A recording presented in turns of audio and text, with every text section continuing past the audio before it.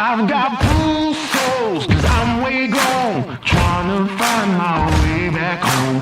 Count my bones as in desert crumbs flow. I'm gonna turn all of my stones. Rock bottom make a man and some pressure make a gemstone. Try to put $1 to my name like Creflo. Naja boy, late to the game, it's in the blood flow. And I'm from the south, it's thick skin and tough bone. Big attitude through big lips with gusto. Trust no kings, that's why they tried to crush souls.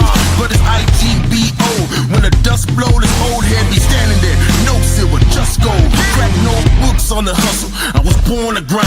Yo, scared of your potential, I'm adorned with mine. 30 times around the sun, man, of course I shine. My legacy will not dwarf with time. And in my daughter's eyes, it's basic, I must not say quit. Every day sees a present like a Rob St. Nick. Walk a fine line between tenacious and patient. I can't slip, I'm fighting clocks and they can't win. I've got bruised souls, cause I'm way gone, trying to find my way back home. Count my bones as in desert crumbs flow. I'm gonna turn all of my stones. I've got bruised souls, cause I'm way gone, trying to find my way back home. Who that soldier in the mirror? Oh, oh. I'm gonna turn all of my stones. Impeccably I flow, hardest raps you know, breaking status quo, reaping what I sow, artistry like Van Gogh. Get it from my mama, hip so thick that I need tempo. Personality, spicy body banging like a bongo. Cause black women been it since Timbuktu, since Pharaoh. Sponge rollers and hot combs, lips, cheeks and brow bones. If you ain't for the culture, then please stay out of my zone. These little dummy rappers could never grace like headphones. See, I'm from a place in space where ain't no storytelling, you just had to have been there. If you want the battle, ain't no problem, say where. I got so much experience, I can't even play fair. But I'ma keep evolving and growing and hurting feelings and showing you need endurance to go in. I got mileage on this pen, I've been busy cause I've been out here schooling all these kids. Took 3 decades to have this glow up that I did. I've got bruised souls, cause I'm way gone, trying to find my way back home. Count my bones as in desert crumbs flow. I'm gonna turn all of my stones. I've got bruised souls, cause I'm way gone, trying to find my way back home. Who that soldier in the mirror? Oh, oh. I'm gonna turn all of my stones. Turn all of my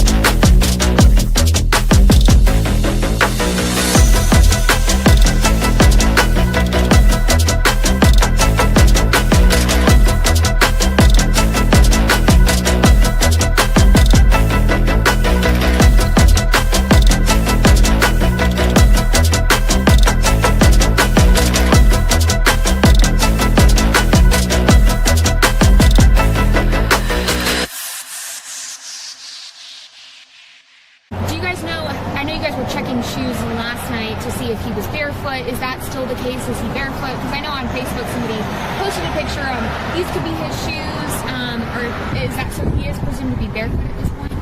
What I can say is that his mom says all of his shoes are accounted for at the house. I'm not going to say that he's barefoot. All right. Allegedly! Hello everyone and welcome back to my channel. This is Lady Freedom here coming at you with another raw narrative. Here's a brief disclaimer for tonight's show. Let's watch. That's ignorant!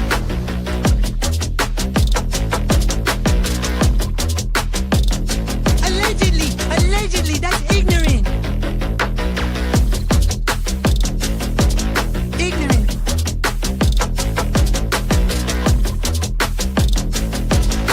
Judgment, Alfred.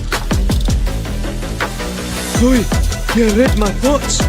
You've got the shinin. You mean shining? Shh! You wanna get sued? Judgment, Alfred. You just use that shin of yours to call me and I'll come a-running. But don't be reading my mind between 4 and 5. That's Willie's time. Hey, yo, Bob. I love it when he does that.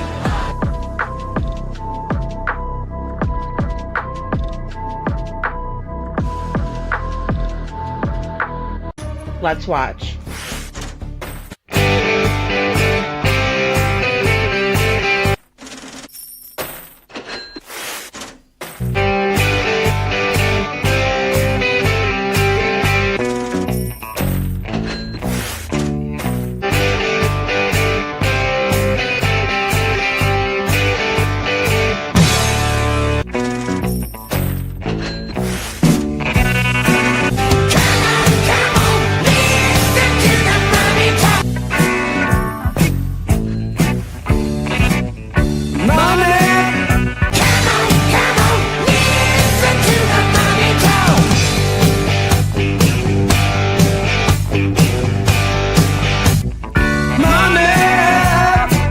Don't get me back to good bullshit.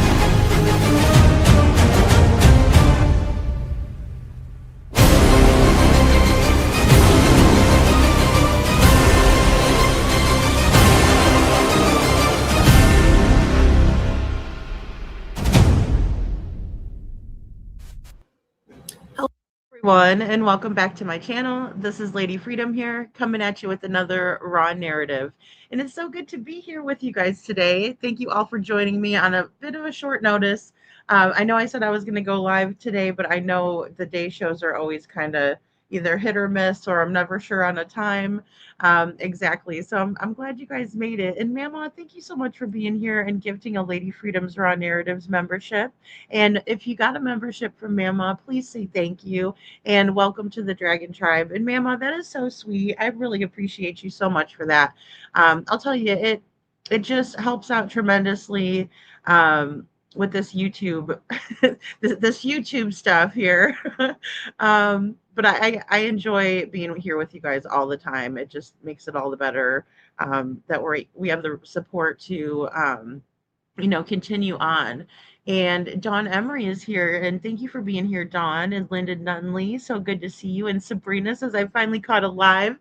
I know, I feel so bad for my day crew because you guys are so neglected. I mean, I never know what time I'm going on, never know what I'm talking about usually. Well, I kind of told you guys last night what we'd be going over, but I thought it was really interesting.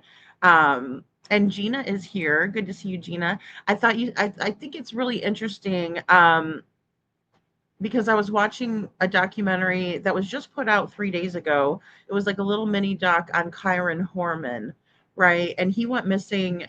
I'm not exactly sure of the year off the top of my head, but it's been like 17 years or something crazy like that. And I'm like, I can't believe it's been that long. And we did talk about Kyron Horman not too long ago.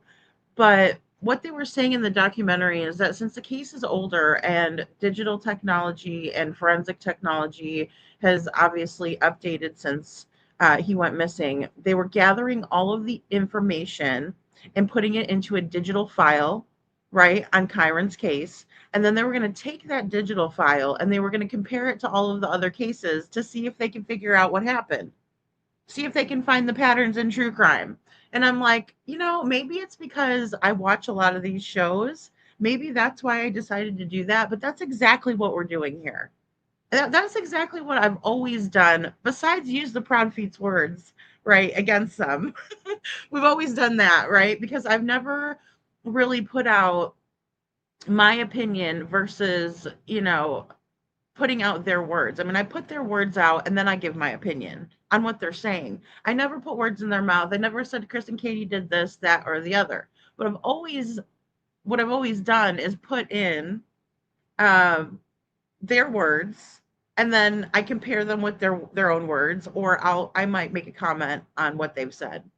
So I think it's really interesting, and I know a lot of you don't understand what I'm doing, and I think a lot of people are a little bit, how do I say this, disappointed in me or something, or you guys feel like I'm not covering Sebastian like I should. But what you don't realize is I'm doing exactly what these FBI agents are doing on Kyron Horman's case, even though Sebastian's case is not as old, and I hope it never gets to that point. But what I'm saying is that this is the strategy that they're using, and this is the strategy that I was using. And when I heard that they were doing that too, and this is how they're handling things, and I think we're absolutely on the right fucking track. Okay, I mean, not to, get crazy, but look, this is why I'm doing it. It's not because I don't care about Sebastian. It's not because I saw the chat numbers have dropped dramatically, which that's fine. I don't care how many people watch or are chatting, as long as there's people that care, right? That's what matters to me. But I don't think that people are understanding what I'm doing here. And so a lot of people are losing interest, and they're like, oh, I don't want to hear about Gannon's story. Well, look, Gannon's story is just as important as Sebastian's story. Sebastian's story is just as important as other stories that are new, that are coming out, that maybe we don't even know about because they're not getting the exposure, like Devlin Tate.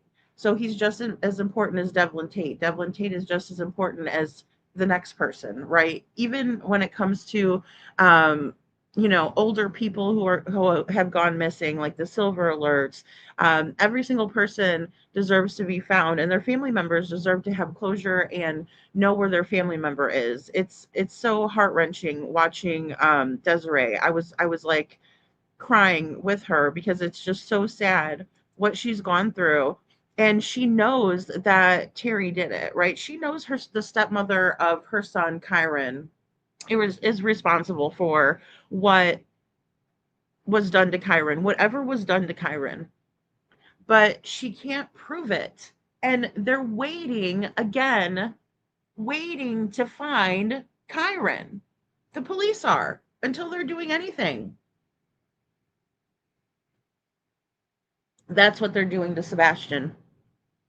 That's what they do to all of these kids, right? But what they're doing, thank God, behind the scenes, Sheriff Craddock, while you're sitting in your office on your tush, same thing with you, Carter, whoever the fuck you are, we don't even know who you are, sir, because you're so elusive and weird, never ever came out and said one fucking word about Sebastian Rogers' case publicly, spoke to us, so we have no idea what you're doing or who you even are. In my opinion, it sucks because you just sit there behind the scenes. This huge case is entrusted to you and you're not doing anything. So while you're sitting there, maybe you can do what I'm doing. You have a lot more information than I do. Maybe you can do what I'm doing and compare cases. Maybe you can go back and look for some frickin' patterns. Right? Because that's what they're doing in Kyron Horman's case. After all these years, they're taking every bit of evidence they have, they're compiling it, they're putting it into a digital file, and then they're taking it and they're comparing it to this case and seeing where the person went wrong.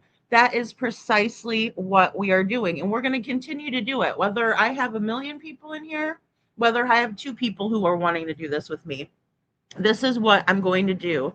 And I just got verification last night. I think it's a divine intervention. I believe in God. I most definitely do. And I think that he's guiding me in the direction I need to be in. So when I look at that, I said, thank you, because that's what I needed. That is what I needed to hear, because I was getting a little bit frustrated. Like, am I just boring lately? Do people not care about Gannon? Do they not know his story? Do they not remember him? Look at him, guys. 11 years old, sweetest kid, right? Only loved his mom. That was the biggest mistake that he made that pissed his stepmom off, was because he loved his mom. He was his mother's boy. And she brutally attacked him for at least a day for being a little boy that loves his mother. You know, and then on top of it, we have the detectives who do a wonderful job. Again, Sheriff Craddock, you suck. Detective Carter, if I can even call you a detective, you suck. They did everything they needed to do in the beginning, gathered all of the information. We are only on day 2 in listening to information. We're still listening to the dispatch audio. That's what we're doing today. Listening to the dispatch audio. We do not have a dispatch audio to compare to Sebastian Rogers' case. Why not? Why don't we have the information that we need to follow the clues? We have seen the body-worn camera from when police initially went to speak with Letitia when she called Gannon in. Where is the body-worn camera for Sebastian Rogers? And if there is no body cam for that, why not? Because I'm here to tell you, if it was me, I would rather have the detectives in El Paso County handle my case than Sumner County any day. Because if you can't even get those first little pieces right, then you might as well not even try anymore. Because you're not. You're inept, excuse me, and you're not only inept, but you are incompetent. That's fucking day 1 shit. It's day 1. And you're telling me that you've never wrote that down in your little notebook or ever heard of it before in school? Because I didn't go to any type of school for criminal justice, criminology, law, any of that. Maybe real estate law. Yeah, sure. I guess that counts for something. But when it comes to political, not political science, when it comes to criminology courses or any of that sort of stuff, you never had a class on that? You never remember writing that down or taking a test about it? Because it's day 1 shit. It's day 1.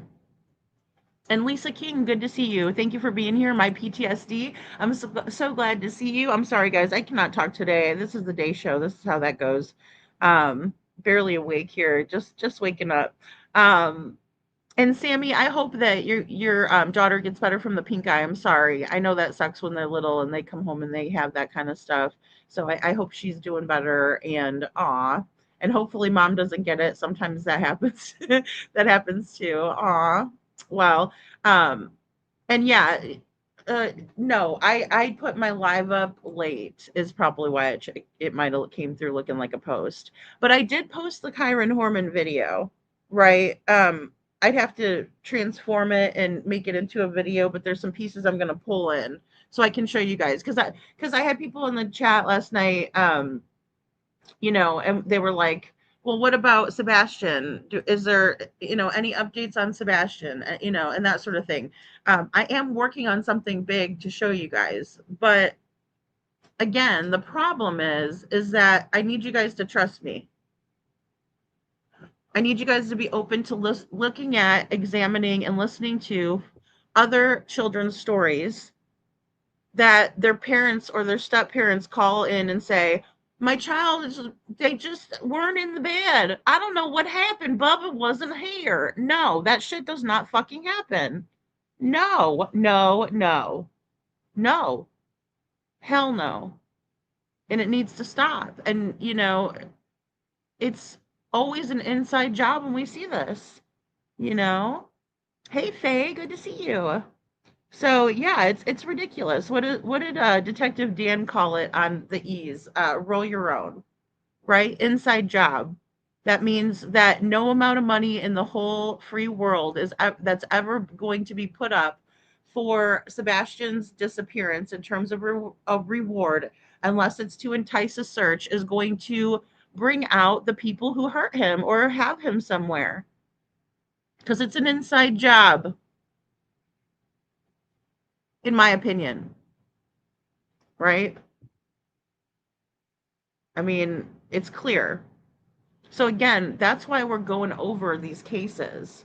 That's why. Good to see you, Cinderella. And I understand that a lot of you guys, surprisingly to me, have never heard of Gannon.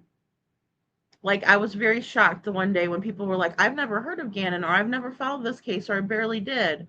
And I was like, oh, wow, that's crazy. Because, this is one of the cases that I was following, every day.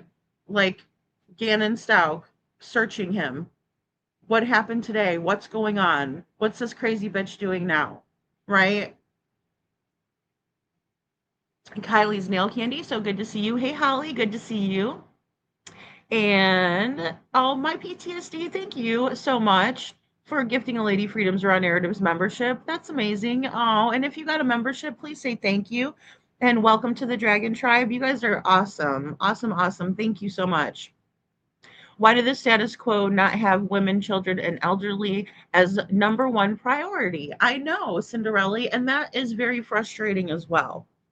It's super frustrating. Because here's the thing. Even little Kyron Horman, right? He likes CSI, even though he was a young guy, right? He's just a little guy. He enjoyed that. He enjoyed solving or analyzing or hearing about someone's story and trying to figure it out. I was that kid. I was in the science fair. I love that kind of shit, right? And so even when I was little, and I would give myself nightmares and I'd be thinking about, oh my God, there's a guy out there and he took this other person and, and it would like freak me out a lot, but I still enjoyed it. And again, for someone to take someone so special out of this world, like Kyron Horman, we should all be outraged. We should never stop until he's found. Never. Because he deserves to be found. Same thing with Harmony Montgomery. Same thing with James Hutchinson. Where are these children? They didn't go poof, guys. They're still somewhere. There's still a piece of them somewhere. There's still a bone. There's still something. There might be a tooth. There is something out there of them. We don't vanish. We just don't vanish. So... And we have to get a fresh set of eyes on it too, Faye. We do. I need you guys. I get it. Because a lot of people are probably thinking to themselves, Sebastian's still out there and Gannon has been found. Right? And the step monster, she's probably not going to succeed. Even though she, did get a new trial, she's probably not going to, end up getting out or anything like that. I get it. I totally get it. I understand all of it, but I need you guys to be with me through this journey, because once we start establishing what we know about Gannon's case, only then can we start comparing it in the way that we need to understand what happened to Sebastian. Right? Because again, Sebastian is reported by his mother, Katie, as a runaway. As a runaway at 15. So we didn't think it was going to get this big. Yeah, I bet you didn't. Because you thought we were just going to think, oh, he's autistic. Oh, he's 15. Oh, if he ran away on his own, oh, they'll find him eventually. Go on to the next thing. No way. That's not what happened. That's not what happened.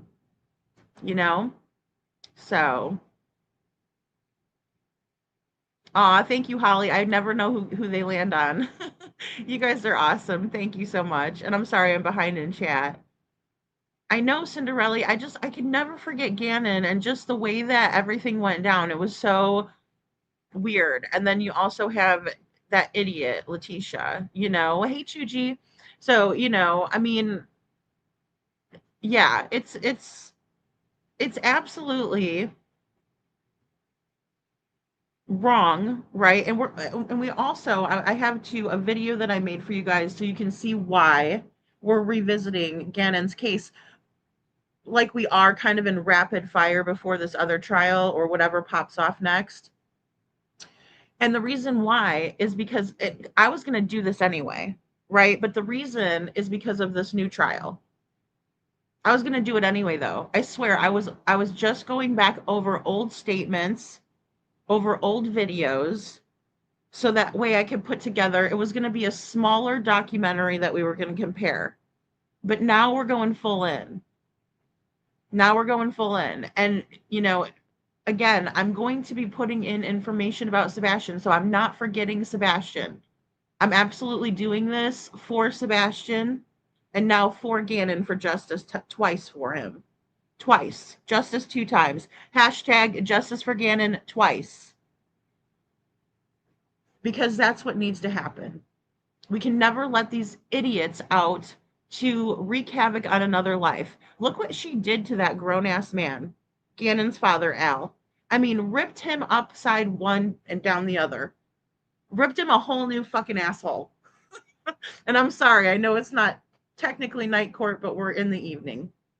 So I apologize if there's kids around. I'm not trying to have a potty mouth. It just,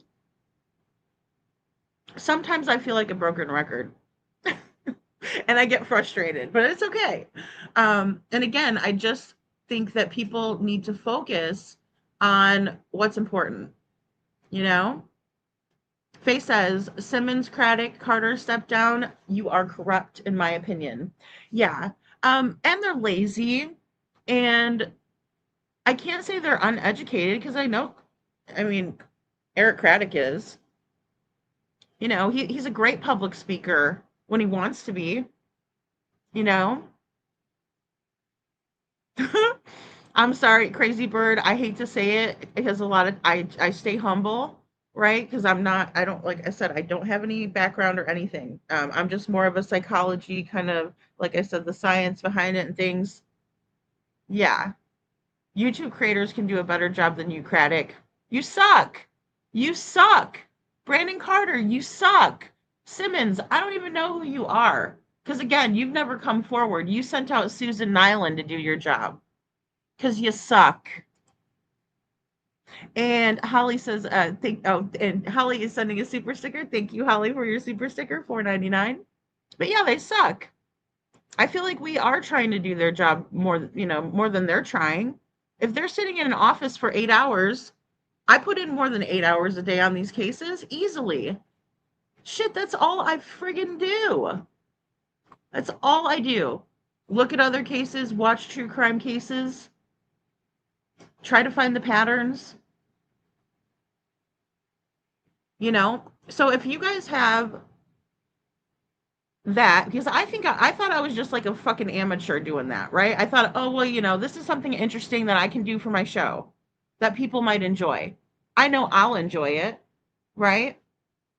And the more I enjoy it, the better product I can put out for you guys. So I always hope you enjoy it. But that's not what's important to me.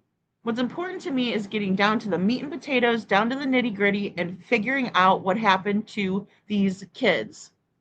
Because they didn't vanish and because they went somewhere and someone did something, or they went on their own. Like in Devlin's case, he might have gone on his own.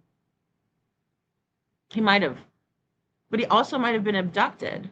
He also might have been taken for a nefarious purpose, or one of those weirdos, I'm sorry, older ladies in the area. Maybe they have them. I mean, come on, we just can't discount that. I watch every single day as women, grown women, are going after these young boys because they're disgusting. Right? It's not that they're ugly and they can't. Most of them have husbands and kids. But they're going after young men because they're sick in the head. They're sick. Because if you're a grown-ass woman and you don't want a grown-ass man, then there's something wrong with you, and you probably have a baby curl that you're hiding somewhere. Sam, good to see you. Sam, I try to do them. I love doing the twang accent. It makes me laugh, especially with Katie, because she likes to do it too. But she likes to pass it off as if, that's really her accent. I can only hold it for a little bit, and then it drops off. But again, I'm a Chicago girl, so that's probably why. Cinderella, you're like me. I've had 2 hours of sleep. I know. That's why it's like, I have only probably had a couple of sips of coffee, and I was doing a couple of things right before I came live today. So, but I usually average just a few hours a night. And then if I have a day off, that's what I do. I sleep. Sam.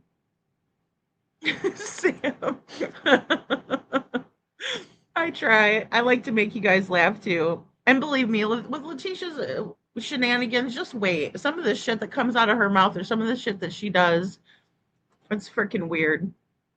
It's interesting to watch these people and how they do these things, right? Because a lot of them have the same way of doing it, just in a different, in their own little way. But it's the same way of doing it, right? Like Letitia, she tries to do the cutesy act. She does. She loves doing that cute act where she thinks she's, blah, blah, blah. But, with Letitia, everything goes back to sex with her, right? Like she'll get people on sexual harassment. She'll get people on, saying something rude to her, a racial slur, something like that. But it's weird how it always goes back to, they were looking at me or sexually harassing me. It's weird. She has some sort of issue with that. I'll have to figure that out. I'm sure there's a name for it. But she's not crazy. And she's going to try to use that shit as a defense in this next trial. It didn't work out for her the first time. I don't know why she thinks that it's going to work out for her again. She was evaluated, what, like 3 or 4 times, Chuchi? What was it? 3 or 4 or 5? I don't even know. One evaluation should be sufficient. Maybe if you have some inconclusive results or something like that, you may, try again. But I mean, a lot of those tests, they've been doing them for years. So, Holly says, me too, Lady Freedom. I remember watching the very first episode of America's Most Wanted. Oh my gosh, Holly, I've just always loved it, and that was always something that I thought was so cute. Kyron's little CSI shirt, and he's next to his tree frog, smiling really big, so proud of his tree frog science fair project, and it's just like, what if he would have come up with some great, way to crack a case, and, it's just like quick, right to the point, we don't know. We just don't know. So it's sad. Kylie says it gives me chills how Kyron looks like Sebastian, in my opinion. Yeah, I think it's that great big smile, and he's adorable little kid. Um, and again, just so weird. Now that story's strange because they were in public that day. They were at the school again, science fair. They went around to look at all of the projects. And when I say they, he was with Terry Horman, who was his step monster, another evil stepmom, in my opinion, right? But then all of a sudden, when it was time to go back to class, Kyron didn't make it back to class. And then you got her driving all around. You got her in her weird, again, it's always like some kind of weird sexcapade situation, right? And I get it. People flirt over text. They send each other shit. I get it. I'm not saying that oh my gosh, that I've never heard of that. That's so weird. No, that's very common. But it's just the weirdness behind it. I mean, like when Terry went on Dr. Phil and he sensationalized her relationship with that other person. But, it's easy to sensationalize a lot of this shit because, I mean, let's be honest. That's what they're doing themselves, right? That's what they're doing in their lives. They're being ridiculous. It's like Chad and Lori Daybell. Like right when they started doing that storm shit, I was over it. I'm like, I'm not listening to them sext with each other. Fucking makes me sick. And then you have two dead children who were buried in the backyard. Faye, I'm telling you what, girl, I can feel it and see it. And it's freaking creepy. Faye says hell got empty, all the demons are walking on the earth. I mean, what's up with that? And it's every time you turn around, it's something with someone, right? And it's like, it's people who are very ingrained in this true crime community too, which is weird. And I love you guys. I do. I love everyone that supports me, and there's many people on these streets. Even if I don't see them in here, I see them in other people's chats that I really enjoy, and I know that they care, and I know they're doing it for the right reasons. But I'm here to tell you, this true crime community on YouTube is some fucked up shit. It is so fucked up over here. Like, I thought, wow, I really want to be a part of that true crime community to help people and figure these cases out. Nobody cares about that. They care about the drama. And a lot of them are freaking demons themselves. It's not for a lot of people. And I don't want to say the majority because I believe the majority of people are good. But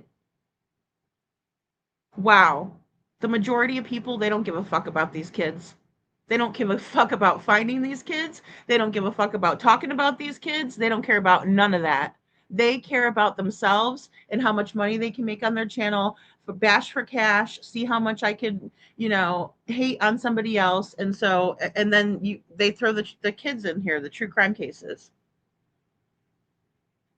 It is the most deranged, fucked up, toxic shit I've ever seen in my life. And I don't want to be a part of it. So I've been trying to create my own shit over here because I can't with that. I will never be okay sleeping, putting my head on my pillow, whenever it does hit the pillow, and feel good about that. Never will I ever. Cinderella says, someone knows. It's funny to me that her and her girlfriend are still trying to hide. Oh gosh. I mean, I don't think they've been out since Dr. Phil. Cinderella. Because in that documentary, they were like, oh, Terry only did one public appearance with, national. And I was like, who, Dr. Phil? Because that's who I remember her going on with. And the next thing they pan over to a clip of Dr. Phil. And I was like, yep, there goes Terry. People are outraged over the wrong things. I know, Holly, and they get it wrong. And then they want to come in there and try to analyze things like they know what they're fucking doing. That's the horrible part. I know that you know what I'm talking about. I know that you know. And it's like, you're trying to expose something, but the minute that you're going to expose it, like you say, you're like building up to it. Oh, I'm going to do it. I'm going to do it. Fucking do it already. right? I'm gonna do it. Oh my God, you guys are gonna, it's gonna blow you away. And then what's going on there though is that she finds out that it's her shit, that it's all their crew and all their shit and all their bullshit and their bogusness, along with Terry Lynn, right? And her shit and her bogusness and her bogus ass people, not the people that are here from her community. Guys, I was one of them at once, regrettably. But once she finds out the truth, she doesn't want to put the truth out there. She wants to sit there and say, okay, I'm going to go over and attack this person now. It's pitiful. It's pitiful, and I want no part of it. What I want to do is take these cases and analyze them and try to think outside the box, but then also think within the patterns of true crime. Because I'm here to tell you guys, that is how you solve the cases. That is how the professionals are doing it. I had no idea. I had no idea that I was on the right track like that, but that's exactly what we're going to do. So I need you guys to stay focused with me. I know it's hard. Believe me, I've clicked on things that I'm not proud I clicked on them, right? Because it does suck you in. But what's really important here is keeping the conversation going. Let me tell you, Zachary Vidal's aunt, Cindy, I had her on my show the other day. Please go over and listen to Cindy, you guys. Please. If you do nothing else for me, please go listen to Cindy.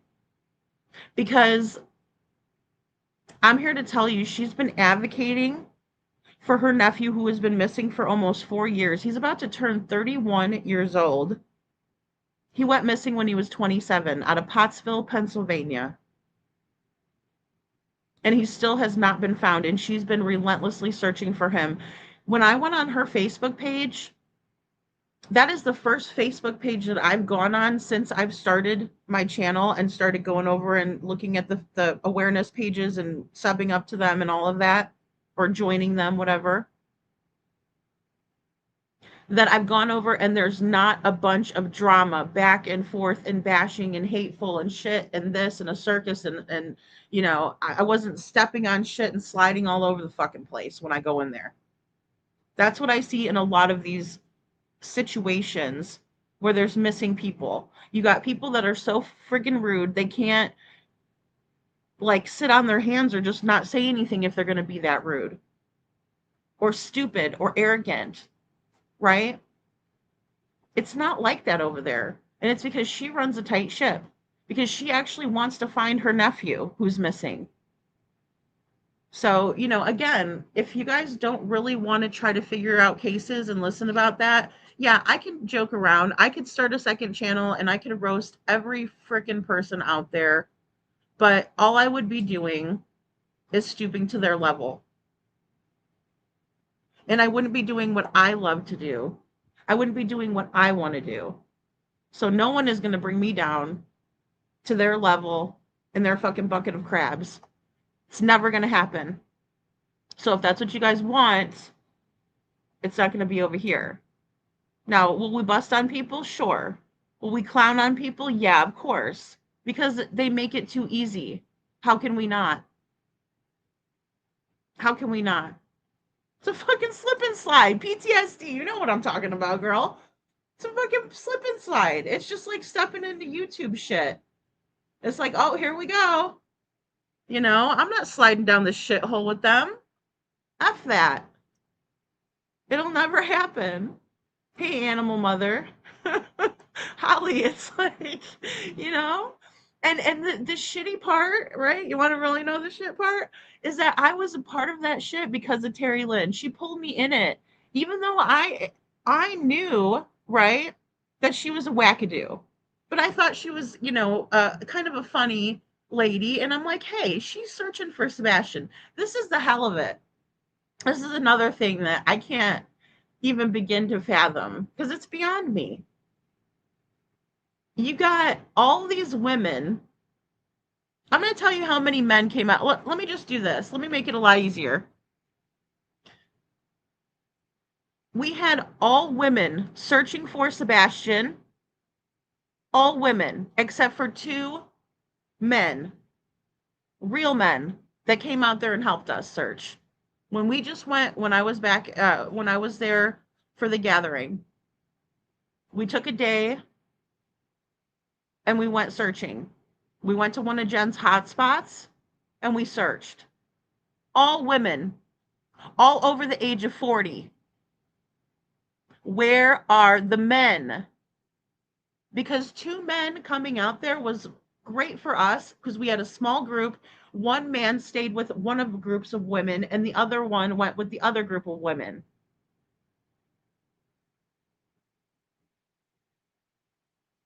And no, I'm not muted. I'm at a loss for words. I'm at a loss for words. Because that's the most piss poor shit I've ever seen. The most piss poor shit I've ever seen. So, Crazy Bird, you do whatever you want, love. You got a wrench. No, I'm just kidding. Hey, here's the thing. I get pretty rude myself. And it's because I get frustrated. You know, again, like I said, this is what I'm seeing. This is what I've witnessed. This is what I've experienced. You know? It breaks my heart and it absolutely kills me when I listen to Jen the last time they went searching. Because again, it's women and Jeff. And Jeff needs help. He just does. So I think that's rude as fuck. And I'm going to match that energy all day. That is so rude. So rude. You know? So I think it's deserved as well. Yeah. KJ, good to see you. She says TL is a foregone conclusion. She was never going to stop looking for that baby. These kids, KJ, these kids. Oh, shit. Tell us she did. Oh, my God. I made a promise to Sebastian. You know what I mean? I got to get the rasp going. If I'm going to do a Terry Lynn impression, I better smoke a couple more cigarettes. Fuck. Oh my God. She still might be well, but the same age as Sebastian nowadays. Oh, I'm sorry. I must have missed something, Animal. Crazy Bird said they may be rude, but, or excuse me, Dan says the Crazy Bird may be rude, but we don't need to stoop to their level. Yeah, I mean, that's the hardest part though, Dan. You know, I try to practice what I'm preaching because I do believe in it, right? But I mean, here's the thing. You know, that's what they want. They don't have content otherwise. They're not smart enough to create content. They're not smart enough to go out there and think about how can we really, you know, they don't give a shit enough either, though. You know, you have to have a fucking couple brain cells and actually give a fuck. Sorry, you guys. You know, it's just, I'm a little fired up today. You should have heard me last night. If I wouldn't have talked to Chuchi for a little bit, you would have had me wound, you know, for sound. Because it's frustrating as hell. It's frustrating as hell, you know? So, yeah, these are people's family members, you know, Animal, and they're coming to us for help. They're coming to us for help, and they're coming to us and saying, hey, could you get my sons or my daughters or my nephew or nieces or my loved one's story out there? So they're trusting people, as Landon said in one of her first interviews. She's having to trust people that she doesn't even know and trusting them with sensitive details about her son and his case and his life and his story. You know, any one of us would want respect.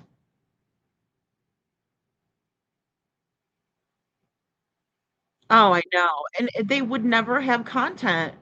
You know, my PTSD, they would never have content if they didn't fuck up other people's shit and what they're doing, right? Oh, let me play this person saying this. Why don't you play yourself saying what you say?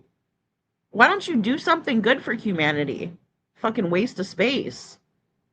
But no, here they are every single day, fire up alive. Oh, let's see who we can, talk shit about today or be rude to today or dox today. What a fucking miserable existence. Talk about self-loathing.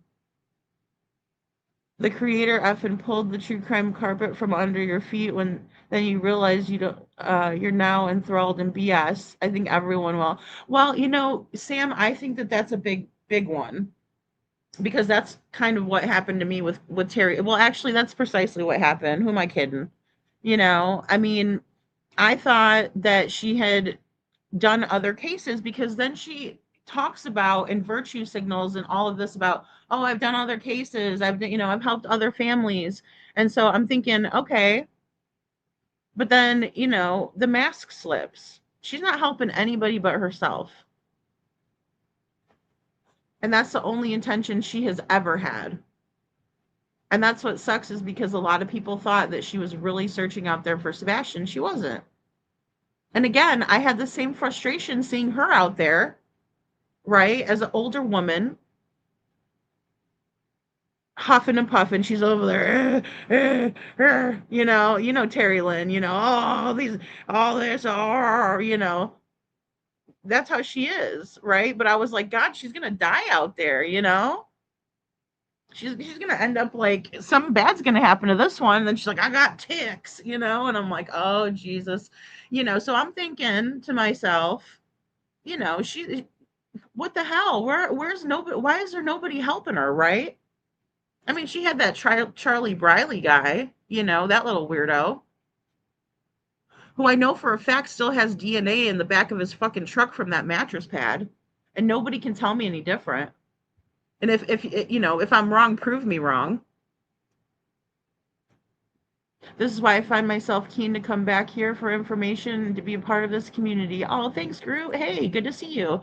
Some I'd watch several hour streams, nothing productive, talking shit, and none of it helps the missing. Right. And I mean, here's the thing.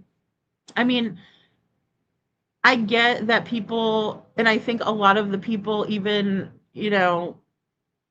here on these streets, we all kind of grew up with some of that reality TV stuff. And I think a lot of it has rubbed off on people where it's like, oh, it's exciting to watch people fight back and forth and, beef with each other. And, oh, I love it. It's just so cool to watch it back and forth, Jerry Springer fucking generation, but really at the end of the day, who is that helping?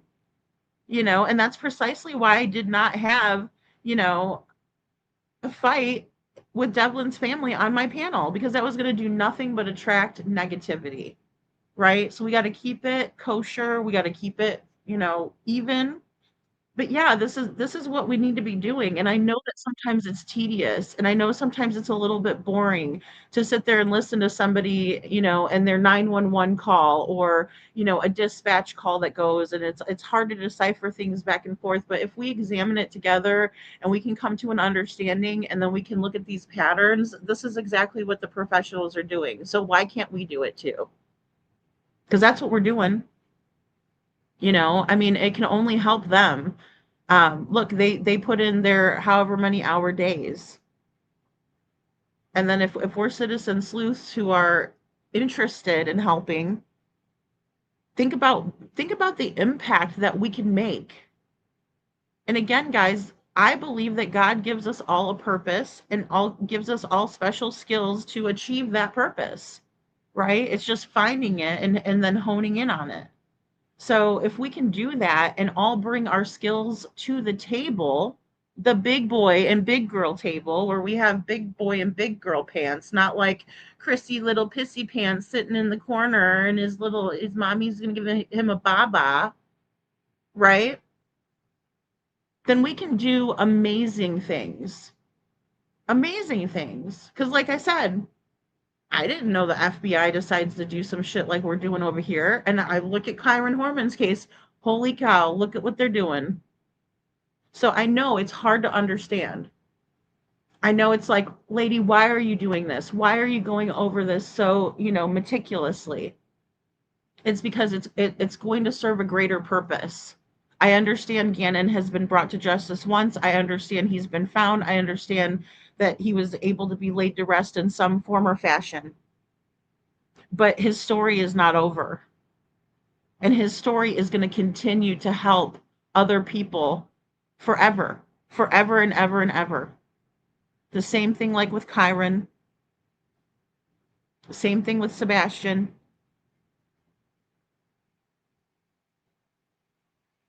It's not all for naught. Trust me when I say it. Most people have no idea that the cops just don't help in some of these cases. Well, and Holly, I think it's also like they get bogged down or something too. Like but I understand what you're saying, because I feel like, Sheriff Snuggle Struggles over there is just sitting in his fucking office not doing a damn thing. I mean, how boring. But we know Sebastian's not in his office. We know that they're just waiting to find him. And another thing that solidified what I said last night about Sebastian's case. They're waiting for someone else to find him, guys. They're not waiting for, we're waiting for that one clue. No, they're not waiting for one clue. They're waiting to find Sebastian. And at least in Kyron Horman's case, they have the balls to tell his mother, Desiree, that, look, we're looking for Kyron. Once we find Kyron, that's going to be all the evidence, because once they find Kyron, he's going to tell them everything, whether he is still, whether he's alive or whether he's deceased, because we remain, and they're going to be able to tell everything that happened to him. It's going to start making sense. So they're waiting for that, and they've told Desiree that. They said, we're looking for Kyron. He's the last piece of the puzzle. They're absolutely, unequivocally told us that at the gathering. That was the key information that they didn't have the balls to get up and actually say to our faces. They're looking for Sebastian to be found. They're not actually looking for him. Rather, they're waiting for him to be found by someone else, in my opinion. Because they obviously don't know where to look. And in my opinion, they obviously didn't get enough information and do the right things at the beginning like they should have, or they would have that information, and Sebastian would be found, in my opinion. But instead, they let Chris and Katie run amok. I mean, they just let Chris and Katie run game on them. Made them look like fools. So, I get it. Other cases come along. I think, in my opinion, as I said before, once they find Sebastian, that's game over. But they're not actually actively looking for him, no. They're sitting around waiting. Well, I'm not going to sit around and wait. I'm going to take these cases and I'm going to analyze them, and we're going to find the patterns, and we're going to find out where they went wrong. And I'm here to tell you, they are leaking information, and they have leaked information from day friggin' one. Chris and Katie on these panels, mainly Chris running his fucking yapper, have leaked information to us. And it's up to us to pinpoint that. So when Letitia Stout says that Gannon was bleeding in the garage, and later on luminol testing shows that there's blood all over the garage, she told us what she did. She told us. She told us. So we need to start listening and looking into that. But it takes people who have brain cells and who actually give a crap. You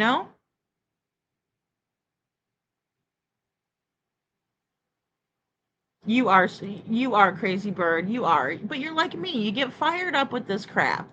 I don't like coming up here and being, extra. But I can't help myself, because this is extra. TL really seemed to bring the drama to this case more than anyone. Oh, yeah. Oh, definitely. She loved it, too. Terry Lynn thought that she was going to meet Dog the Bounty Hunter and that she was going to like team up with him or something and make $1 million. I swear to God, that's all she cared about. That's why she's over there signing that NDA. You know what? It's BS. And then when she figured out that she wasn't going to get any money off of the deal, any more money, because people would send her tons of money. I was one of them. Oh, you guys are having a search or whatever. Here you go. I can't make it, but here's some money for water. Here's money for this. Here's this. Super chat. Here, Terry Lynn. Thank you for all you do. Here's a fucking membership. God, spare me. I'm like so embarrassed. Crazy bird, thank you. Aw. Sometimes when my mouth is the one that's low class, it just runs, doesn't it, Crazy bird? Oh my goodness. Thank you. You guys are sweet. Aw, you guys are the best. I did too, Mama. Oh my God. No, I seriously really cared for Terry Lynn because I thought she was out there and I was so upset that nobody was out there helping her, you know? Sam. Oh my goodness. But I was so upset for her. I felt so bad for her. I'm like, Terry Lynn, you need to spray some mint on you. They don't like mint. And like, get you some mint oil. And oh my God, I felt so bad. But I will tell you too, she inspired me to go handing out flyers for Sebastian in the area where I was because I couldn't make the search. And, you know, that was a good day too. So, I mean, you know, it's not all bad, but it's just like, you know, she's very, she's like a tick, you know, a blood-sucking parasite, in my opinion. Marion, so good to see you. Thank you for being here. You know, and she's the gift that keeps on giving because you keep finding her and seeing her around and she's popping in and it's like, oh Lord. Oh, Letitia is absolutely brutal. And, you know, she's one of those diabolical ones, you know, she likes being evil. It really gets her it's like narcissistic supply to her, you know, getting over on her or getting over on other people and, you know, controlling the situation, the narrative. KJ Max says, yeah, I like that they were honest about finding Kyron and openly admitting that they have one shot at this and they need it to be certain. You know, exactly. They only get one shot, right? They say one bite at the apple. And that's what they're looking for. They're looking for, and instead of saying like, oh, we need one more clue, you know, like Sumner County Sheriff said at the gathering, no, they need the person who they're looking for. And that's when they're going to charge. And they won't do it until they find Kyron. You know? But at least they're being honest. At least they're being honest. It's like really obvious now, and staffing in the FBI is no good. I wonder if hiring dates can be tracked with blender dates. Oh, okay. That's interesting, Animal. Yeah, I mean, I don't know. There could be a correlation there. And that's the thing. I mean, we can find these connections, guys. That when you start digging into things, and again, like Zachary's aunt was saying, when Cindy was talking about how when they're looking for Zachary, they found another person who was missing because somebody thought it was Zachary, but it turns out it was another person that was missing, and they got to be reunited with their family, right? So when you start digging into things, you start unearthing more than you bargained for. And that goes for anything. When you start looking and then, oh my gosh, look at this. Here's a connection. This correlates with this. Oh my God, look at over here. And this goes to here. I mean, that's how you're making those connections. It's the only way. It's the only way. Dan says, Lady Freedom, a certain sheriff in Hendersonville has his signs out at people's homes. Yeah, Dan, I have something to show you guys later that I've been working on. but I was looking for a few. I was looking for the one clue. No, I'm just kidding. There's going to be something interesting that we're going to talk about tonight on the night show, but I didn't get a chance to get it out to you guys just yet because I still have some pieces that I want to kind of put together for you, and then I want you guys to let me know what you think. But yeah, I have the post. Imagine spending money on signage for your fucking campaign when you're running unopposed. You shithead. Is all I have to say about that for now. But I know, Dan. No, I'm right there with you. The DA was in the same room with LE when they were fooling Seth, in my opinion. And Faye, I am right there with you. I think the way that they lied to Seth over and over and over and over again, even when he tried to give them a second chance, is deplorable, to say the least. I know, Holly, I sort of don't think they care one way or another, but if he was found, they might investigate then. I mean, it just seems like they're waiting. They're waiting. Right? And that's not even going to be any doing on their part. You know? That's not going to be any doing on their part. They're going to send that over to a forensic lab and they're going to do all the work. And then they're just going to sit there and wait again on their big butts. You know? Their big old butts. And then they'll come out and get the glory for it. Even though they're just the catchers. You know, we need them to batter up. We need to hit the ball out of the park. Craddock, don't think we are smart enough to find Sebastian. If we find out he is going to scream it out before we get him, Craddock will hide him. Oh my goodness. You know, I don't know. See, Carla, I have mixed feelings about it, but I definitely know there's corruption at the highest level. You know? And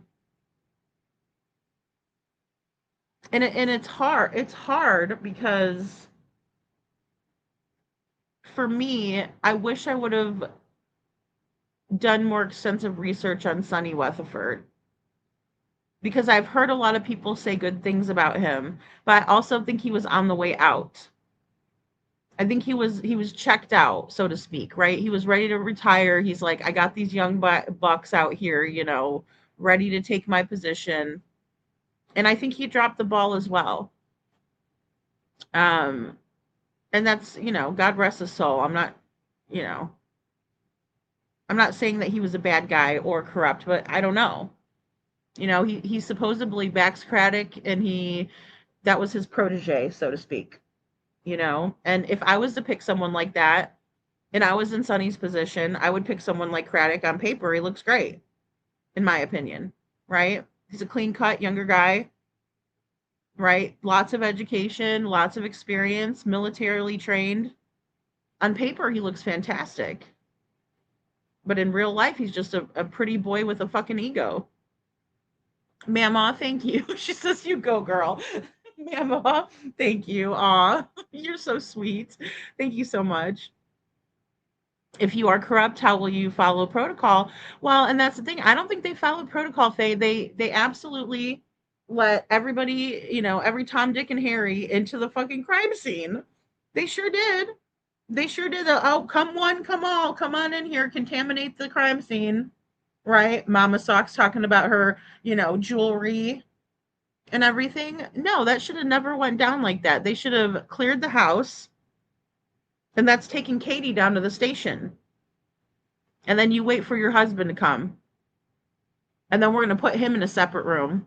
And then we're going to see what information that we can get off of the both of yous, and see what pans out. See what we can, you know, come up with. See if we might be able to use the two of yous as leverage. And then when Seth comes in, you do the same thing. Because I can't tell you how many times Seth has complained about that very thing, that they didn't check everyone out, even his people, even him. We know that they didn't ask Seth to take a polygraph test. Nancy Grace had to foot the bill on that. So what do you guys need more money for, Craddock? Because you saved a lot on Sebastian Rogers' case by other people doing your job for you. You know? Faye, well said. I think KK laid this thick Southern accent on heavy, and she got over and looked. Meanwhile, Letitia was a bit rigid, so she was already side-eye and sus. Oh, definitely. Well, and Sam, here's the thing. I attribute a lot of it to Al. Even though I was, hard on Al in the beginning when we were analyzing the first interview, when he came back and he did the right thing and he started being real with the detectives and the investigation and himself, right? Because it's tough. He's a big reason why Gannon was able to be found and brought to justice, and Letitia as well, because Al didn't go along with it. See, now we have Chris going along with it. And that's where we have a big problem there, because Chris wouldn't just go along with it. He's not some kind of stand-up guy. Quite the contrary. He's a piece of crap, narcissistic asshole. And so, that just tells us that he is sticking by Katie because he knows more. Because he's involved. Otherwise, he would have said, washing my hands of this situation. Good luck, babe. And Animal Mother says, wild how they put all these mics in old ladies' homes and listen to every phone call of family members from New York mob dudes. Only to them, not the Russians and Chinese. And yeah, they just let them kids go missing. Well, I know, and that's the thing. I mean, I understand having to keep the integrity of an investigation, because you can get a defense attorney in there, and we've already seen part of who the Proudfoots have used as a defense attorney in the past. And when I'm talking about Proudfoots, I'm talking about the guys, the whole Foot clan, right? So one of their lawyers could come in if it's not handled properly, and the whole case could be thrown out of court. So we have to be delicate with the situation. And it is super willy-nilly. Yeah, it's absolutely willy-nilly. Yeah, for sure. Groot says, I still don't understand why Sebastian's home wasn't immediately locked down and forensically checked and processed. I personally think, runaway or not, that they should always be the first move in missing case. I agree, Groot, 100%. Well said. And that needs to be a part of it every single time, right? Processed, protocol being followed, forensically checked.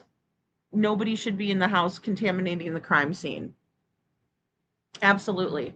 Lock it down, get the parents in, interview them first. It should be day one. It should be day one. And you see the results, right? So when we look at these patterns in true crime, and we see the El Paso County Sheriff's Office following protocol versus Sumner County Sheriff's Office not following protocol, that is why Gannon was brought to justice once. Or Letitia was brought to justice. That's why Gannon had justice served. We'll say that. So that's right. When you be extra, you get extra. That's right, Sam. KJ says, well, I remember the girlfriend of LE was leaking, and then we were all told it was resolved and to pipe down, but it never sat well with me. I know, KJ, and that's the thing. A lot of this stuff just doesn't, sit well. Thank you, Holly. And I'm sorry, I know I'm behind. Hey, Detroit. It's important to compare and analyze these different cases that might help with ones we're focused on now. In my opinion, there's a lot about Gannon I have never heard before. So thank you, lady. Thank you, Detroit. And I appreciate you as well. And hey, I'll tell you, there's a lot of stuff that I was piecing together and I'm like, oh my gosh, I forgot about this. Or, oh yeah, that was also a part of it. So thank you, Detroit. I appreciate it. And I understand people are probably like, what is going on? You know, why is Lady Freedom doing like such a hey Scranton, such a deep dive, you know, on a case that's already been solved and there's all this evidence. I totally get it. But again, you know, it just solidified it when I heard Kyron's story again. I'm like, oh my gosh, that's exactly what they're doing, you know? Um, she totally looks possessed, right, Cinderella? Like The Grudge, or Corey Feldman came out a while. I like Corey Feldman, okay? Don't get me wrong, but I mean he had like that hair and she looked just like him. I was like, that's creepy as hell. So, oh, thank you, Marion. Thank you so much. I appreciate your comments and analysis, you know. So yeah, Daycourt, we're still viewer discretion. Whew. I'm telling you, I've been fired up since last night. But, it's also watching all of this back and remembering all of it, and, just it's wild. That's right. Chris Foote didn't want his last name out there. And he didn't want anybody by the house, right? He was like shooing reporters away or mad at them, which I understand that to a certain degree. Don't get me wrong. I know people putting their camera, their mics in your face and everything can be a lot. But, we see Al Stauch, who didn't have involvement, who was acting very strange, right? We'll just say that, in the beginning. And he was talking to the media because he knew that he needed to get the information out there for Gannon, right? He knew that he needed to speak with them. He wasn't angry with them or rude to them. But Chris had a big problem. Big problem, So, all right, guys, we are going to go over really quick just a short video that I made in terms of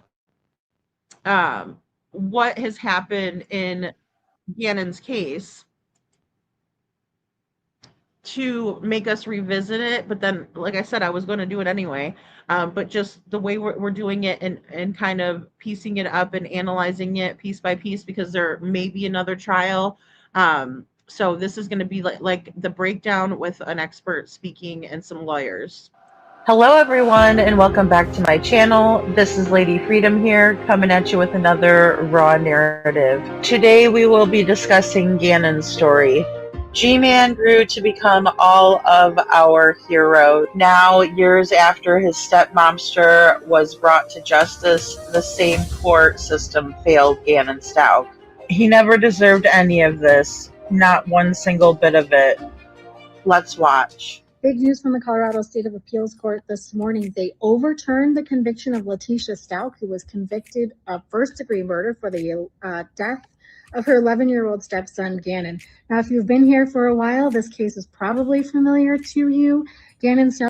Okay, guys, so just recently, her trial ended in 2023, and then just recently, April 2nd, earlier, like 8 days ago, 2026, she had her conviction overturned. Was reported missing in January 2020 by Letitia Stauch from their home in El Paso County. He remained missing for weeks before his remains were eventually found under a bridge in Florida.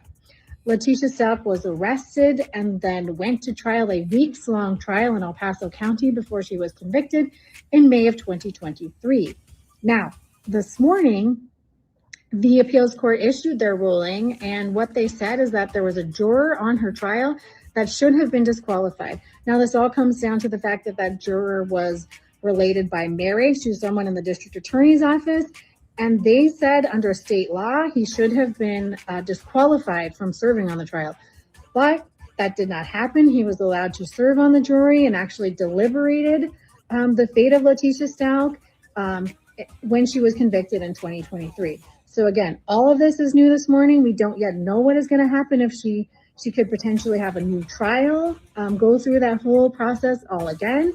But as of this morning, her original conviction from 2023 has been tossed out and sent back for basically a do-over. So, okay, right? So they're going to give her a do-over, right? Sort of. But we're still not 100% what all is going to transpire or how it is going to pan out or what's actually going to happen because the DA is also involved. And so there's a lot of working parts to this and pieces.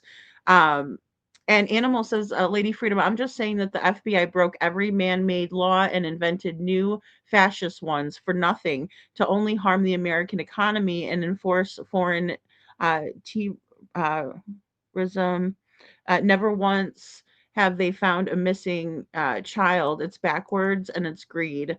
Yeah, I agree. I agree with that completely. And I know what you're saying. You know, they didn't just bend the rules; they broke them in order to um, well, and here's another thing too. When we're talking about mobsters and that sort of thing, that's organized crime. That's paying off the police and very high corruption, very greedy, very all about money. It always comes down to money. Always comes down to money. Um, Chuchi, you're right. We don't have time to sit around and wait every minute, every day. It's very important to piece the pieces together to solve the case, to bring home the missing, and we will not wait. And we can't. And that's the thing. I mean, again, that's why it's so important to examine other cases because if we're just sitting here talking about the same thing over and over and over in Sebastian's case and never recognizing the patterns or never understanding where the leaks are coming out where there's information that is, pertinent information and it has to do with what happened, but it's being leaked out. Again, Letitia does this many, many times, and I believe the Proudfoots have done it many, many times. We see it in every case where the guilty party can't help it. Our brains are hardwired to tell the truth. So when we lie, it's very apparent and it's very easy to spot and identify. And Faye says, guys, my eyes are closing. It's almost 1 a.m. here. Oh, good night, Faye. Oh, I hope you have a lovely sleep. And love you very much. Yes, and we'll see you in the morning. Oh, Faye, thank you for being here. I appreciate you. Why didn't they arrest a single Russian mobster, not even from the gas scam, which was several billion? Yeah, no, I hear you, Animal. You're right. You're right. Um, and they really went after certain groups instead, like do a restaurant John Gotti. Right, no, I hear you, Animal Mother. No, you're absolutely spot on. You're spot on with that. Hey, all that is unseen, good to see you. So yeah, no, you got it. We need to find the missing. That's right. Yeah, it's a power play and it's just ridiculous. They spent James Bond budget money and worse to do it. Yeah, no, I totally gotcha. They also say Michael Francese as dad dated the same girl as Rudy Giuliani, and she called him Sonny. Oh, I think I've heard about that. Yeah. Hey, wherever there's organized crime, wherever there is drugs and you're going to see payoffs, you're going to see trafficking, you're going to see, the underbelly of, a society. So, and that's right. Where's Summer? That's right. Where is Summer? So, you know, I figured as much and Animal, but I knew who you're talking about because I heard something about that. Yes, yes. So, okay, so with Letitia, so again, this is going to be April 2nd. There's a legal analyst, excuse me, that's going to talk about it and give us some perspective on it. The murder conviction against Letitia Stock, the woman accused of murdering her stepson in 2020 and convicted, was thrown out. Today, the State Court of Appeals ruled the trial court made a critical error, allowing a biased juror on that panel. According to the ruling, one juror's son-in-law was a deputy district attorney in El Paso County, the same office that was prosecuting that case. How did this get through? Well, it is an enormous mistake by the judge, and it was compounded by the district attorney's office. They were taking an enormous risk to. Oh, definitely. And the thing about it is it didn't just get through. It was brought up in the first trial. It was aware, and the judge ruled on it and said it was okay.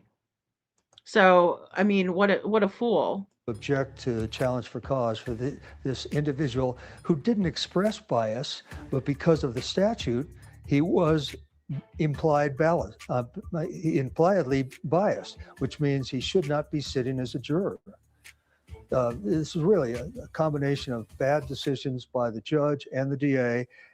Right. So bad decision by the judge, bad decision by the DA, everyone involved in it. And the thing about implied bias, when we hear implied bias, that means that whether there was bias there or not, it's implied. And that's a statute that should have been followed by Colorado law. And if the judges don't understand that, I don't know how to help them out. Because you have a stellar investigation here. You have swift justice, as swift as it could have been. They actually recovered Gannon. But here we are 3 years after the conviction, and it's been overturned because the judges are doing a shit job. Sandwich judges need judges. It's crazy. And it never should have happened. It would have just been so easy to say, okay, get another juror from the pool, right? They call them jury pools for a reason. It's a pool of people. They have a plethora of people to choose from. And a risky gamble by the defense lawyer who didn't use all of her peremptory challenges. Those are challenges you can use without having to explain why, unless it's for a racial or ethnic reason. And each lawyer had, in this case, at least 12 peremptory challenges. But it's something that should never have happened, and the case is serious. Is it on them to use that challenge, or can they take a chance and say, hey, we may get an appeal on this? Well, so far their gamble has paid off. It's important to note that this was a 2-1 decision, and ultimately the Colorado Supreme Court will have the final say as to whether this was grounds for an appeal. But the enormous amount of grief and suffering and expense for a retrial based on this ill-advised decision not to kick off a juror who was by statute not supposed to serve on the jury, that's just inexcusable. Yeah, I mean, that's the part that I just can't forget. This is the sweet young boy that was murdered, and that testimony was brutal to listen to. And I think you'd have to do a trial again. So this will go to the state Supreme Court for sure? Well, they'll ask for review. It's Okay. called certiorari. It's discretionary. Less than 5% of cases that are before the court are actually accepted. But because it's a dissenting opinion, and the judge who dissented was a longtime Adams County prosecutor and then a judge on the Court of Appeals and the chief judge, I suspect his dissent may be enough to tip the scales so that the Supreme Court decides once and for all if you have to exhaust your peremptory challenges to claim prejudice for a erroneous denial of a challenge for cause. Do you think defense needs to be concerned in any way about the retrial? What happens in a retrial? Well, on a retrial, actually nobody wins. It's an enormous expense. The defense will have already taken their best efforts at defending the defendant. Prosecution will already have done their best. They'll have literally thousands of pages of transcripts to work on. I mean, the amount of work that will be required on a retrial is massive. But we have a system where you're supposed to make sure that the jury is legal and unbiased, and that people who shouldn't be on the jury aren't on the jury. And this is unfortunately the price that may be paid in this particular case. Yeah, I mean, both sides have seen what each other's got for a trial like this, but I look at this and like in a dumbed down version of this. I mean, everybody talks about serving on a jury and why, you have to tell everybody why you might be. But when you're telling somebody that, I mean, I'm not a rocket scientist, but if I'm either one, prosecutor or defense attorney, I'm like, you're out. Yeah. I mean, I just like that would be a no-brainer to me. It should have been an easy decision. The initial fault lies with the judge, who should have known better that this individual was statutorily prohibited from being on this jury. And then the DA, in insisting that the judge question the juror for bias, even though that's not what the law requires. Again, you can fault literally both the judge Everything. and the prosecutor. And Right, because here's the thing, no matter whether they were questioned for bias or not, bias is implied. So at the end of the day, it doesn't matter. You know, they could have hooked him up to 17 lie detector tests and all of them could have came out that he's not biased. But the bias is implied and that's per the law. And they just completely dropped the ball and yeah, there needs to be some accountability in my opinion. depending on how the case comes out, might be in a position to default the defense attorney if it turns out the Supreme Court reverses and holds that that the peremptory challenges were not exhausted, and so you can't claim that you had an unfair trial. That's the gamble you're talking about. That's the gamble. All right. That's the gamble. Thank you so much for breaking this down. Today, the Colorado Court of Appeals ruling to overturn the conviction in the murder of 11-year-old Gannon Stauch. They ruled that the court made an error by not dismissing a juror who had a relative that worked in the prosecuting attorney's office. Gannon was first reported missing out of Lorison Ranch in 2020, triggering a huge search that gained national attention. His body was found months later, stuffed inside of a suitcase under a bridge in Florida. The autopsy showed he had been shot, stabbed, and had a fractured skull. It was a loss that was felt by the whole Colorado community. People wore T-shirts and put up signs asking for justice for him. Ultimately, his stepmother was arrested for his murder. The defense admitting she killed him in opening statements, but said she had, quote, no idea what she was doing at the time. Questions into her mental state were a large focus of the trial before she was found guilty in May of 2023.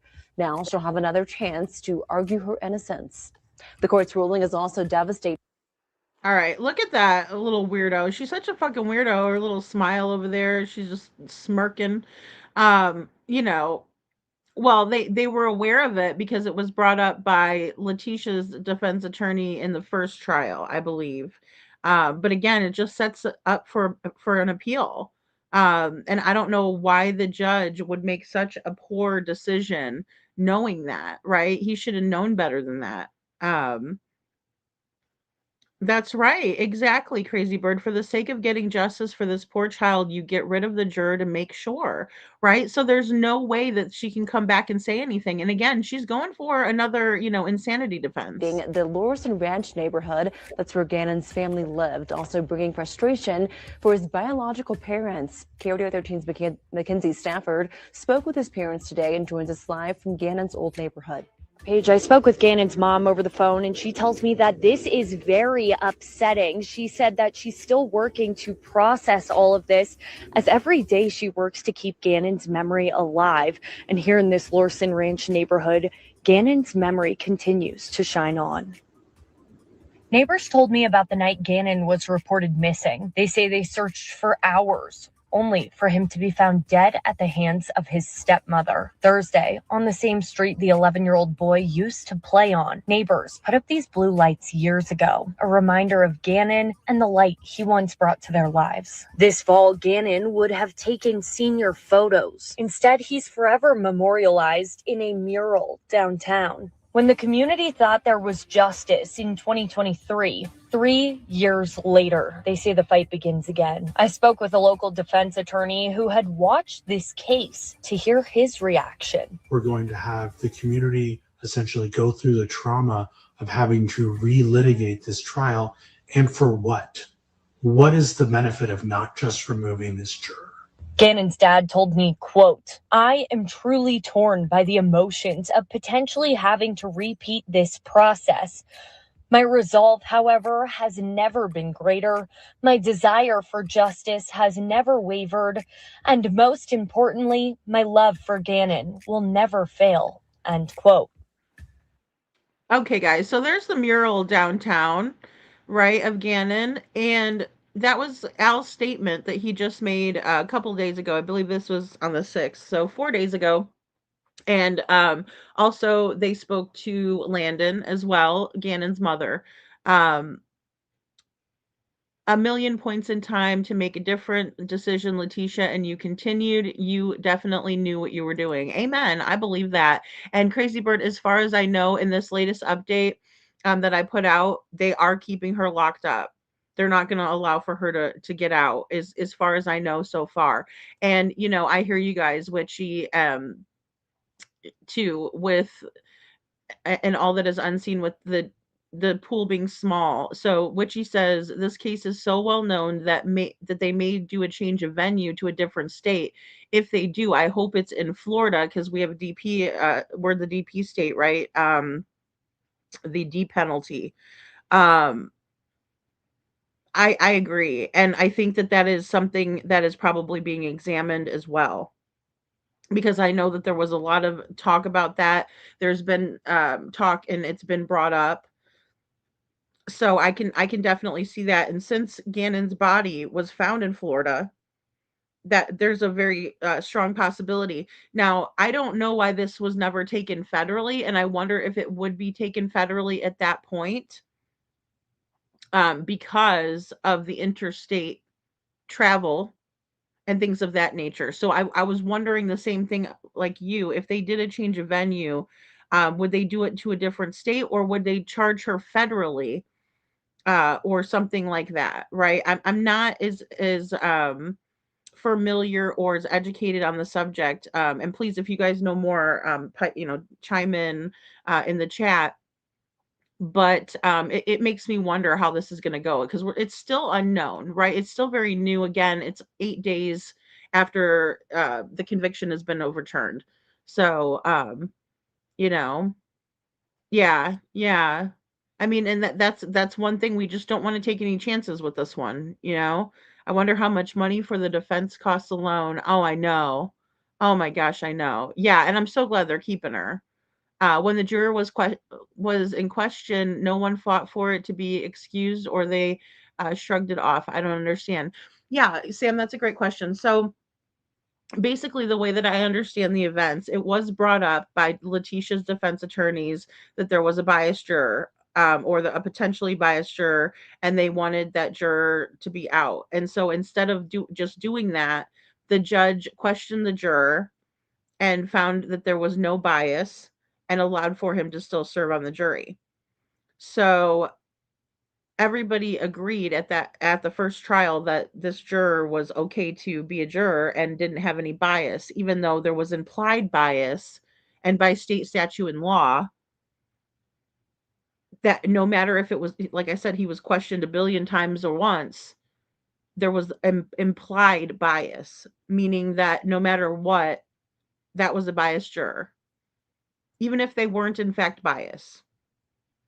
So, or if they were found to be unbiased, no matter what, there was implied bias. And with that is why she was granted a new trial, because the first one is deemed to be unfair because of that. Scranton says KP could have saved Sebastian. Whatever happened to him is 1,000% on her, in my opinion. I agree. And even if he's put into school, right? Or even if they have, put him somewhere and someone's holding him, so all that is unseen says, wow, that is one saving grace. She's still in jail, so she can't get revenge on anyone in society. Exactly. Right. Yeah, she's absolutely a danger to society. She has too much history with running and attacking even LE that they will keep her in for public safety. I agree. Yeah, Witchy. I mean, what she did was brutal. What she did to Michaela on the ride was brutal, I know, Holly, mine too. Holly says, I'm so sorry the family has to go through this again. My heart hurts for his bio mom. And the neighborhood guys, it's terrible on the neighborhood. And they've all, done what they did in the beginning for Gannon and put the blue lights up and put the blue ribbons up. They're really going to be fighting for Gannon as well. And so I'm glad to hear that too, yeah, she's a menace. She's a menace to society for sure. Exactly, Holly. Yeah. And you see her, she's just diabolical. She loves it.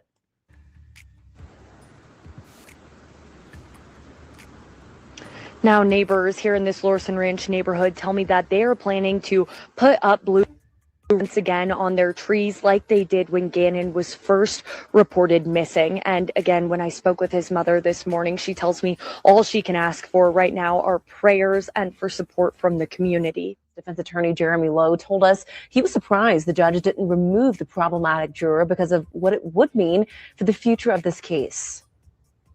What they did was set the judge up for appeal.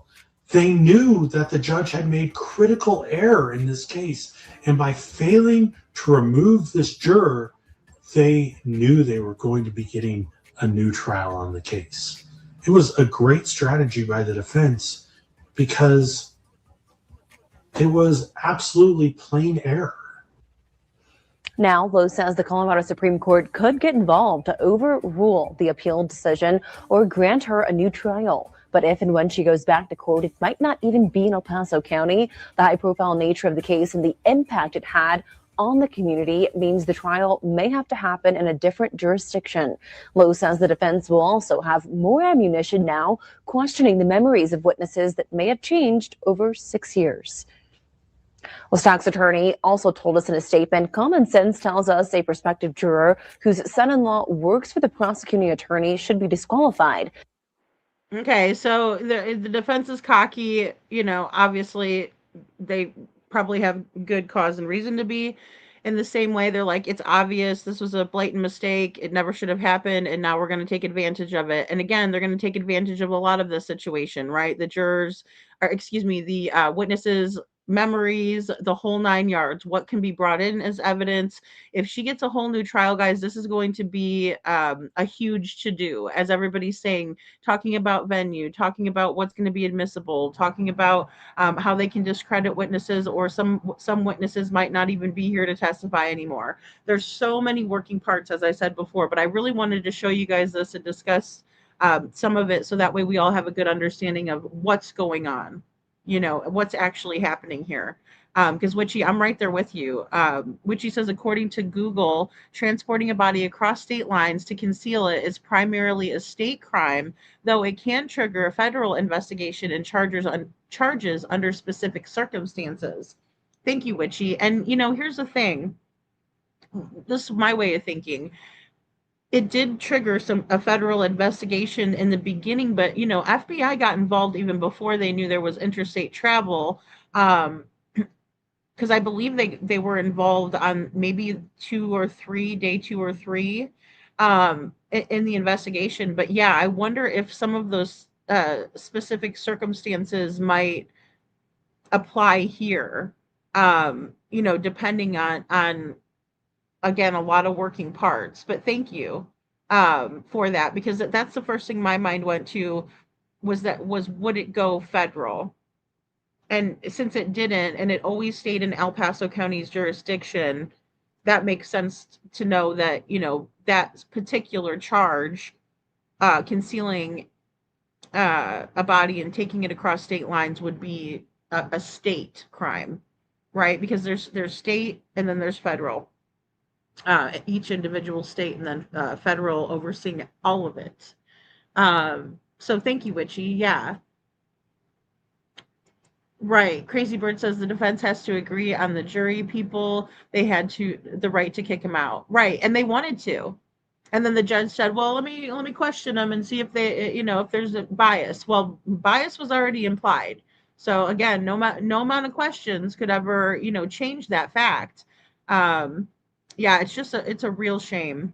The Colorado Department of Corrections tells us that Stauch remains in their custody for now and will likely be transferred to the county to remain in jail until the trial. Meanwhile, District Attorney Michael Allen, who had originally prosecuted the case, says his office is considering taking this ruling to the state Supreme Court, but if necessary, his office will be ready to present their case again. If the District Attorney's office doesn't appeal the Supreme Court, okay, the DA is wanting to appeal the Supreme Court, right, in this decision. But if not, he is saying that he is ready to go to trial with her again, right? So, oh, I know, Detroit, her eyes are black like a demon. I know.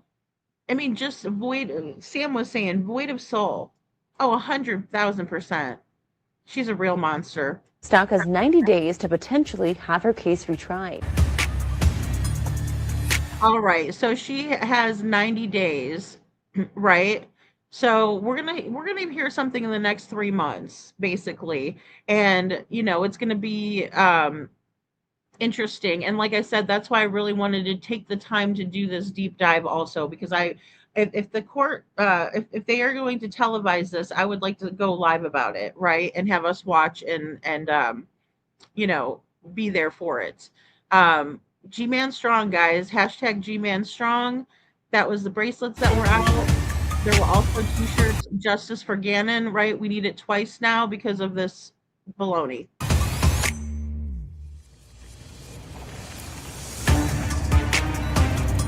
And this is another big piece that pisses me off. Um, and it's the notoriety to a step monster, right? It's a notoriety for someone who is notorious, right? And she is going to get off on having the attention that she's going to get. What a loser from hell, a monster from hell. Is waving your hands around, trying to stretch your fingers out and leaving one of them more prominent than the other. Those acts would be, in my opinion, disrespectful to the proceeding. It's disrespectful to the court and the legal process. I also view it as a form of witness intimidation and an attempt to influence presentation of evidence in this case. We have moved the tables around. You are now sitting in a chair that does not rock or swivel. You will be directly facing the bench, and you will be more in my line of sight. You've already heard one juror submitted a question regarding his observation of your conduct. If that conduct occurs again, it would be a violation of the decorum I expect in this case. I could simply have a bolt installed on the underside of the table and have your hands cuffed to that bolt. You wouldn't be able to use your hands. The jury wouldn't be able to see the handcuffs.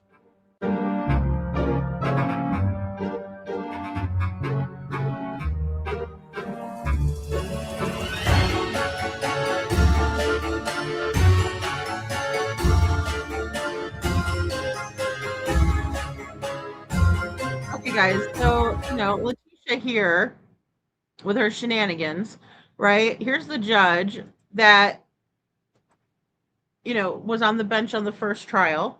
That's right, G-Man Strong, Chuchi. That's right.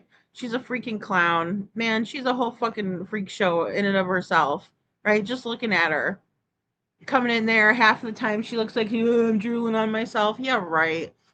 Yeah, she needs to give herself a great big hug, right, Sam? Get that girl a straight jacket. She knows exactly what she's doing. The judge over here is like, well, now you're in my direct line of sight. Well, she's over there waving and, swirling her friggin' middle finger around. You mean to tell me that you didn't see that out of your periph? Because I'm here to tell you, you need to pay attention better, right? You need to boot the juror that shouldn't have been up there to begin with. Implied bias is just that. If I could wrap my little brain around that, I'm sure you can too, sir. I hope they cuff her next time. She was double cuffed. Here's the thing about Letitia. She was double cuffed, and she was cuffed to a belly belt. Like they call it a belly band or belly belt or something, whatever. But the ones where you see them all shackled up and shit, and they're even when they're not wearing like the Hannibal Lecter mask, right? But like where they're just completely, shackled. So she's got double cuffs belted to her belly. So, her arms are pretty much, on her stomach, right? And she still slipped the cuffs. She still slipped them. So she must have like weird little hands or something, that are smaller than her wrists or some shit. I don't know, but she fucking slipped those. Maybe she took maybe she rubbed some of that nasty grease from her nappy head onto the cuffs and slipped them that way. I don't know. All I know is she's a dirtball from hell.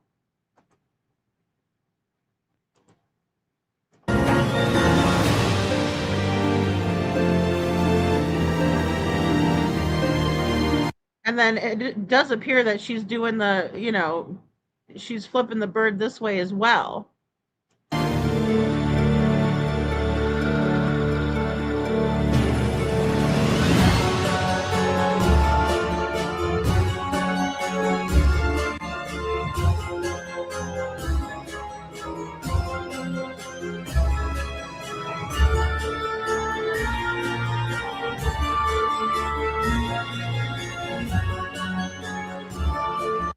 mean, she is a fucking weirdo.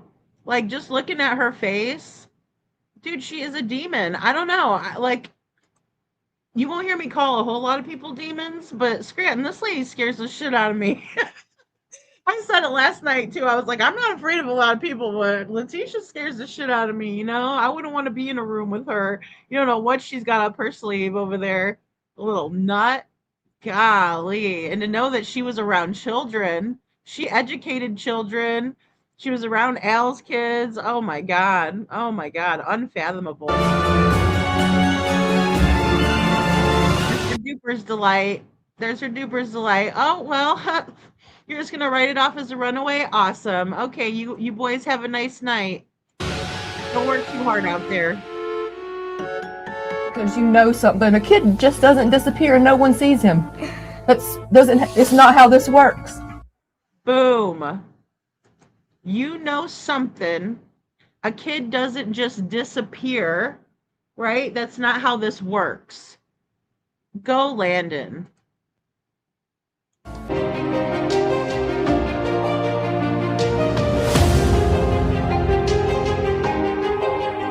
All right, guys, we need to be praying for justice twice for Gannon. Guys, think about if this crazy asshole gets out of, I mean, just think about the ramifications if she gets out of this, you know? I guarantee you she's already got a boyfriend in prison.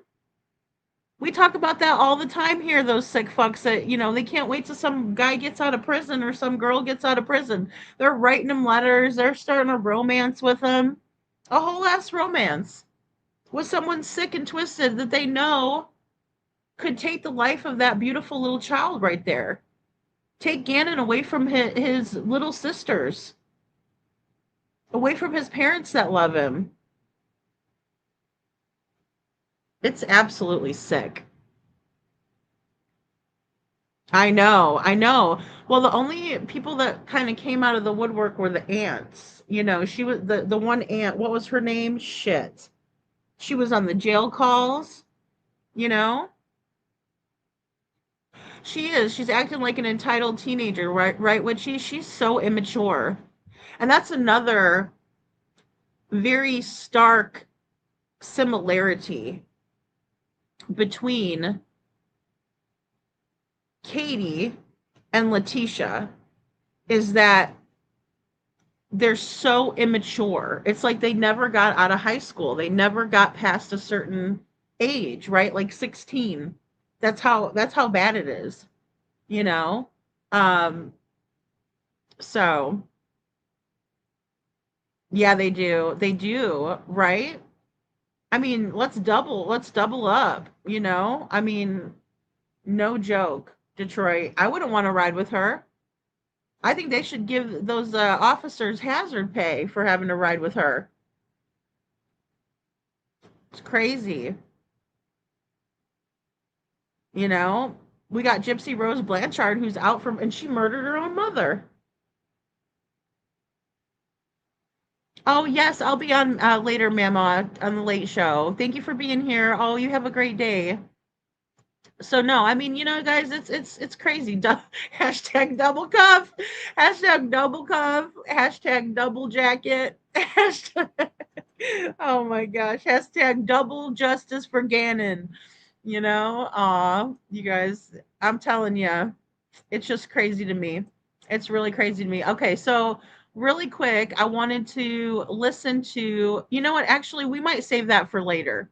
Let's listen to that in Al's next interview because it's going to be shorter. So where we left off, guys, if you didn't get a chance to watch last night, let me get Gannon's beautiful face up here, make myself smaller. Okay, so if you didn't watch last night, go back and watch the live. If you don't want to hear my commentary and you want to catch up quicker, just go to the videos, right, where I put them in. Again, Lady for Justice, Lady Justice True Crime, right? She did an amazing job of documenting this time, right? Where there's text messages, there's, you know, and you can pause to read and everything, and you can kind of get familiarized. So where we're at really is going to be day 2. Gannon Stauch was reported missing January 27th, 2020, right? Letitia calls the 911. 911 gives her over to the non-emergency line. She reiterates some of the same details. They come out to the house. They do the body-worn camera. They search the house, but not thoroughly. He's searching around with a flashlight, looking in the closets, basically looking for Gannon, right? And thank you, Chuchi. If you guys want logical, factual, based content for true crime, go over to Lady Justice True Crime.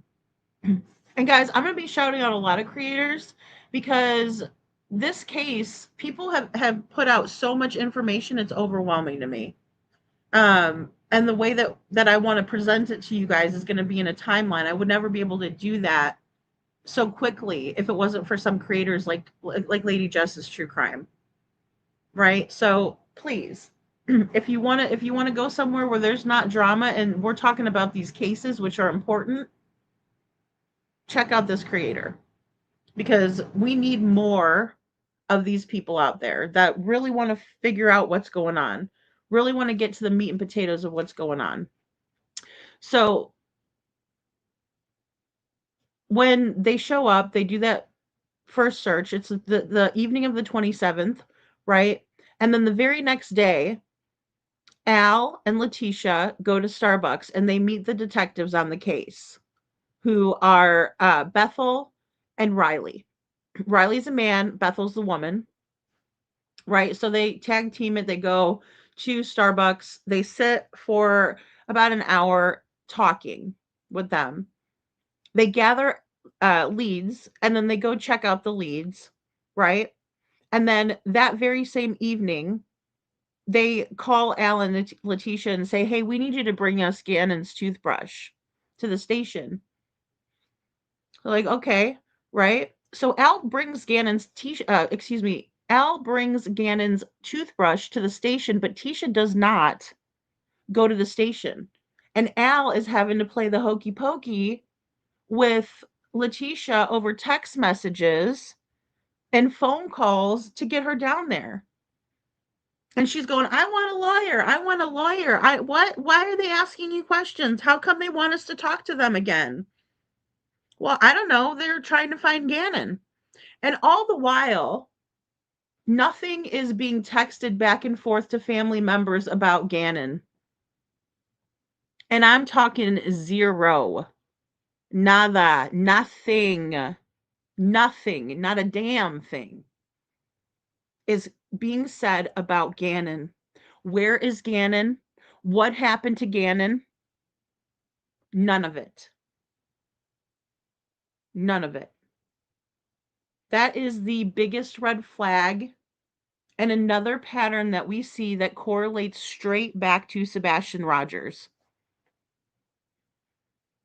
Mama Socks is too busy talking about her jewelry, right? Katie's too busy acting like a dumbass. Ooh, fake crying. It's all bullshit. It's all bogus. And if the police had done their job, we would be discussing the body worn camera versus Letitia, but we don't have it to discuss it. We don't have it. And I don't know about you, but if that was my child, I would want the 911 call. I would want the non-emergency call. I would want the body camera. I would want the recorded phone call the recorded interview at Starbucks between Letitia and Al. Yeah, I'd want it all. Where is it? Does it exist in Sebastian Rogers' case? I don't know. Yes. Okay. Grizzly as well. Witchy Mama. Yes. I've downloaded some of her, Grizzly's. Yeah, she's amazing. I love Grizzly. Thank you. Yeah. Yeah. I mean, all of these creators putting all of this together, right? And piecing it together. The excellent police work from El Paso County Sheriff's Office, So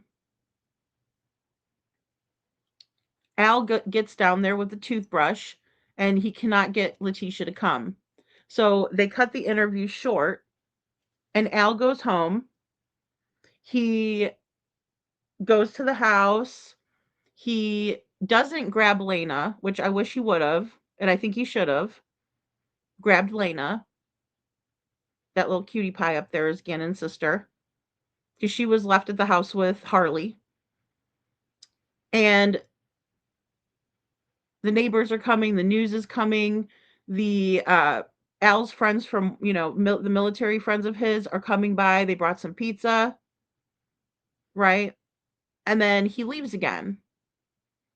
And he all the while he's talking with Letitia, and he's figuring out that she's lying to him. So Letitia's paranoid. She's freaking out because she's getting all these text messages and calls from detectives and from Al and trying to get her down there. She doesn't want to go down there, right?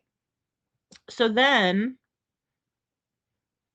Al starts realizing that she's lying to him, and she's also trying to play him against the officers, saying that the officers were saying bad things about Al. And that's why she's saying, we need to get a lawyer. We need to get a lawyer. But, that's another thing that she was trying to manipulate him, in my opinion, in order to get the lawyer, right? So they can both be, protected.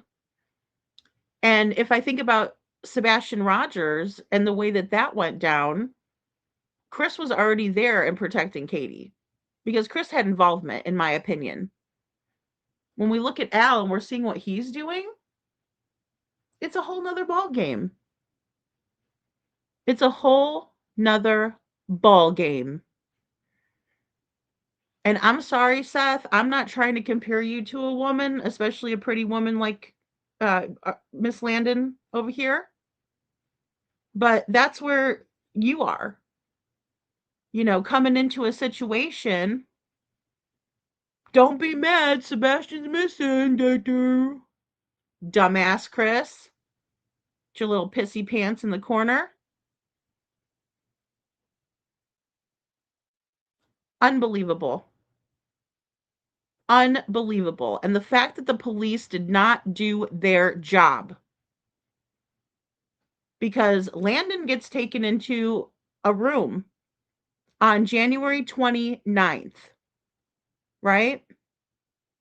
So Al is sitting there, and he's telling all, right? He decides when he comes back to the police station, he's telling all. He's starting to be more transparent, not all the way, because where we're left off is where the officer says to him, okay, thank you for the information. I'm going to give you a break. I'm going to have you sit here, take a breath, drink some water. I'll be back, right? We're going to try this again, is what his exact words were. We're going to try this again. Because there's still more, even though Al doesn't have involvement. And I believe that the officers knew that at this point. But they also were giving him another opportunity to take a deep breath, disconnect from the situation for a minute, take a break, and then let's revisit that, right? Because you're not being completely honest here. That's the way I look at it. So that's where we've left off. So if you guys want to watch everything, because the way that Al has shifted, right? He's starting to realize his wife, and he even says, might have Gannon in her trunk. And it's just, basically crashing down on him. And then he goes back to the police station and starts talking and squawking on Letitia, right? And that's where we're going to start seeing this unfold. But that was the 28th. All of that stuff happened. Starbucks, bring the toothbrush back. Al goes back to the station on his own. And then we get into the 29th. And we're going to see Letitia get put in the hot seat and Landon get put in the hot seat. Day 3, Sumner County, what the fuck? Seriously. Seriously. Where were you guys at? Ken Widener? I actually like you. Where you at? Snuggle Struggles? You know, or your new star detective who has no experience, never ever solved the case. He's a friggin' rookie. And he was a lieutenant, not even a detective. Here you go. Give it all to him. Even Sonny Weatherford. Give it to old Carter. Give it to old Carter. I guess he's gonna be the next one. Unopposed. That's another thing that's crazy to me. Tell me it's the good old boy society without telling me it's a good old boy society. Come on. Choochie little Chrissy Pissy Pants in the corner. You know? Let him be Pissy Pants. You know? It's like Sheriff Craddock didn't want to like rock the boat with little Mr. Pissy Pants over there. Really? You're telling me that you can't stand toe to toe with Chris Proudfoot? Because just at first glance, I would think that you'd be able to whoop up on Chris Proudfoot, and you know, with all the education you have, I think you've got to be 10 times smarter than him. Aren't you his superior at a certain point? With you all being seamen? Oh God. Did her daughter see all of the blood everywhere? I mean, I don't know, Detroit. I don't know. I don't think so. And the reason I say I don't think so is because in one of the interviews I watched of Landon, she said that Lena was asked by Al, you know, about where do you think Gannon is? And she pointed outside. She's like, he's alive. Right? So I think she thought that Gannon was alive out there somewhere. Little sweetheart that she is. You know, it's heartbreaking. Imagine, you know, being told when you're, I mean, I guess at that point she'd have been 11. She would have been the same age as Gannon, actually.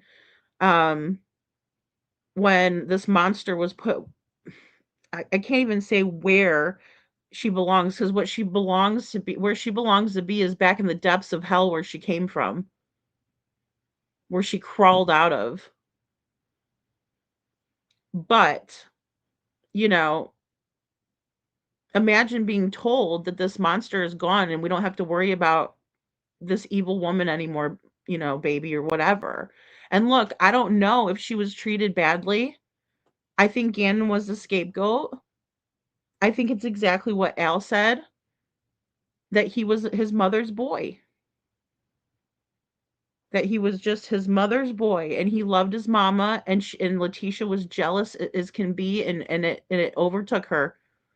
It was overtaking her with jealousy, and she didn't like Gannon because of that. Oh, I'm not your favorite? Well, then F you little shit, because, you know, guess what? I'm taking care of you, and your mother isn't.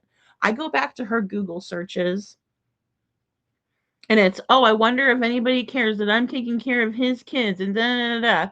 Well, you knew he had 2 kids when you met him, and they're little.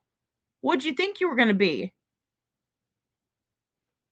Or maybe you could just have some nurturing and compassion. But here's the deal, guys. She didn't even give a shit about her own beautiful daughter. You know, Harley is a beautiful girl, and she seems like she was corrupted by her mother. In my opinion, there was a horrible toxic dynamic.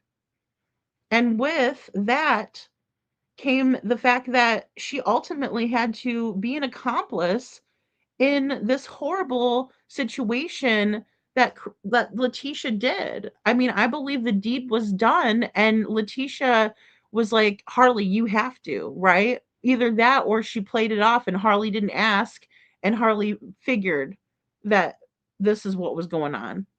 She's not stupid. I mean, she was going into the Air Force. They don't pick the you know, shitty people to serve that position. Many of them are highly intelligent, and that's the reason why they're able to be chosen and be in that. I mean, you can't. I mean, anybody could be like, oh, I want to be in the Air Force, but you also have to go through testing and evaluations and that sort of thing and be placed in something like that. So, no, she's not stupid. And we're going to get into more of that.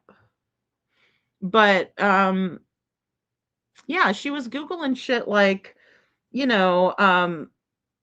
a guy without kids, meet a rich guy that will pay me to take care of his kids, right? Because Letitia wasn't okay with just taking care of the kids and being his wife, being a wife to Al and that. She wanted some rich dude, right? Because she didn't feel like she was getting enough from Al, I guess, right? Fuck the big house that they had, the food in her refrigerator, any of that didn't matter to her, right? She wanted some rich dude, right? Because Al wasn't good enough. And she certainly was sick and tired of taking care of his kids. But I don't know if she was mistreating Lena too. But I do know with those types of people, it's a high possibility. Because Al was also talking about how and maybe it was more subtle abuse also. But Al was talking about how Letitia would say that Al's not allowed to ask Harley to babysit Gannon and Lena. Right? You're not to ask my daughter to do anything, lift a finger out of anything she, outside of what she wants to do. And Al was, okay, that was their arrangement. Right? But then Letitia is leaving in the middle of the night. So Al works overnights and Letitia would leave while Al was at work and the kids were at home, but Harley wasn't responsible for the kids. And so that fell onto Gannon, 11 years old, taking care of his 8-year-old sister. Now, some people would say, well, they're sleeping. But yeah, little kids get up in the middle of the night. Where's my mama? Where's my dad? Right? But mom and dad aren't home. And, as a step parent, she took that role. But she hated it, you guys. She absolutely hated it. She took out her frustrations on Gannon because, again, she's like, I'm not watching your little effing kid. That's Letitia, crazy psycho. I mean, and these are the red flags. If you have a step parent, and we see this in Stepfoot, right? If you have a step parent that doesn't like your kid, be careful because they might just disappear your child, right? The child doesn't disappear. That person, whoever disappeared that child, period. End of story. So if they don't particularly like your kids, don't leave your kids with them. I mean, I know that sounds like asinine. It's like no brainer, but are you fucking kidding me? You're trusting your children with somebody who doesn't like them. Oh, Andrea, I hope you had a great day. I hope you guys have a great time. But then again, her mom put her in a terrible position. Oh, I know, Holly. And that's the thing. I mean, this is a very tough case to analyze, especially, after all this time. It is. It's a super hard situation because here's the thing. I'm analyzing their actions from back then, and it's like, I've always felt so bad for Harley, Detroit, you said that, yeah, last night you had me laughing. Miss Trunch Bowl 2.0, the Trunch Bowl. Oh my gosh, could you imagine? Oh, Lord. A lot like Katie. Yeah. Yep, exactly, Holly. Tisha would would choose to not be home when the kids go home from school. Yeah, she would just leave them be. Like, she would just let them do whatever. She'd be like, oh, okay, well, they're sleeping. Some people could be like, well, they were sleeping, da-da-da. No. I mean, I still think that that's horrible. And then Gannon having to be the one. That's it, Groot. That's so true. What if there had been a break-in or a fire at 11, not mature enough to handle that? Exactly. And why would Harley, in my opinion, be so selfish? Because when we talk about implied, something that's implied, I'm sorry, but where I came up and how I was raised is that if there's little ones in the house, whoever's the fucking oldest one takes care of the littles. Hate to break it to you, there's no straw to be drawn. Your age is the, and experience and maturity is it, right? I mean, the oldest one takes care of the little ones. Period. And then you hear Landon talking about how Lena follows Gannon around like a puppy dog. Well, that's because that's who was her protector. That's who she had to count on and rely on. Of course she is. But to put that on Gannon, to put that on Lena, that's a tough situation. They went through a divorce, right? That's tough for the kids, Yeah, exactly. Chris disappeared. Sebastian, right? I mean, I think so. I think Chris and Katie are involved, and I think that so are the Bauer Sox. Yeah, I know. I know, Sam. Was TT creeping? WTF. Woo! Children sleeping won't prevent that from happening. That's right. Exactly. Exactly, Groot. I mean, and that's the thing. And we hear these stories all the time. Jaden Spicer. Okay, well, what happened? Well, we went to bed, right? And then in the morning, he wasn't there. It's always the same friggin' story.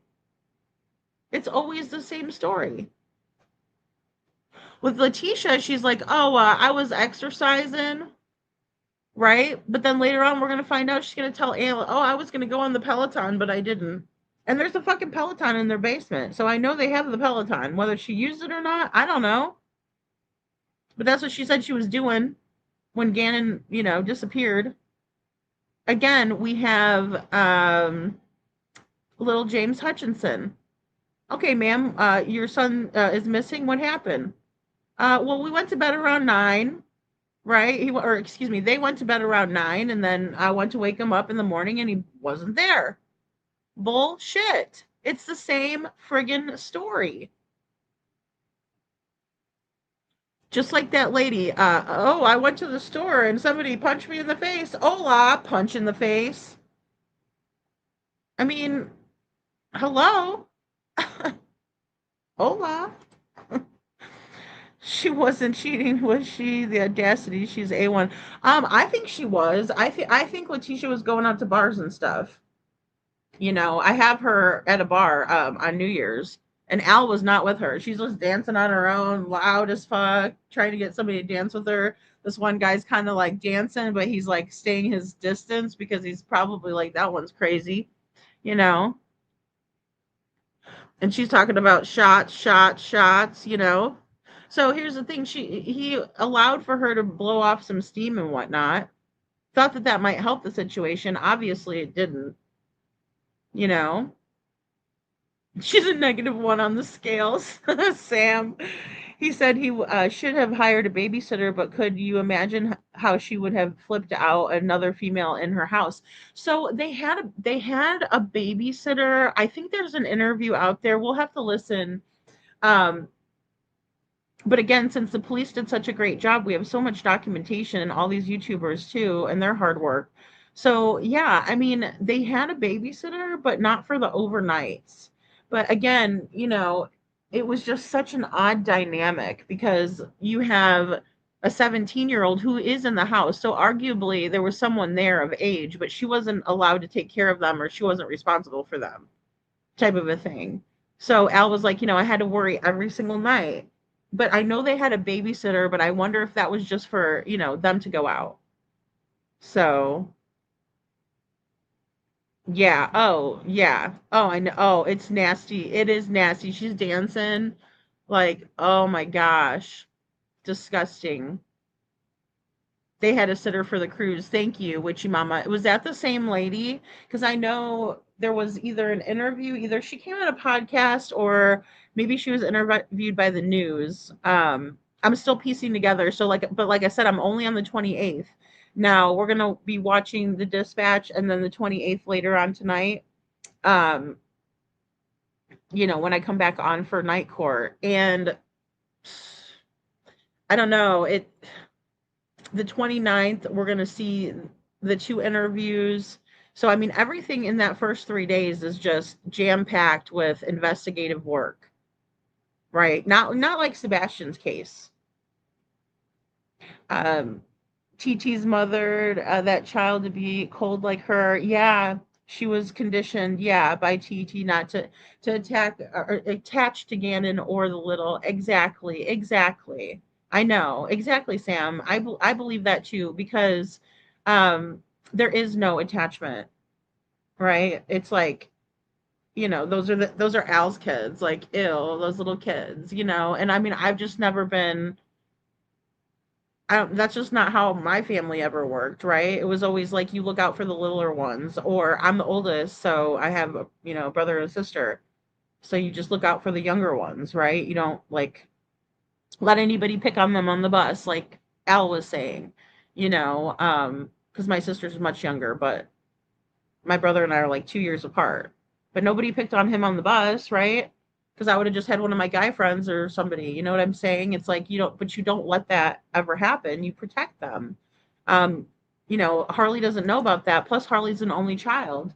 So there's a lot of dynamics going on here. I mean, just a lot of dynamics going on here. But I'm interested in getting all of it out so we can, move forward with doing the comparisons as well. Also, again, there's a lot in Sebastian's case that I believe has been leaked out, just like Letitia leaking out information. Look, she's exactly like the Proud Feet. She's over there. Everybody's bashing me. I'm getting death threats. I'm being threatened. Oh my God. Never once talking about Gannon. Same thing for Chris and Katie. So just wait until I get these comparisons out, guys, because it's going to blow your mind. How many similarities? It's blatantly obvious that Letitia Stout is guilty. It's blatantly obvious, in my opinion, that Chris and Katie are guilty. Because if one of them wasn't, then they would have been like Al. Period.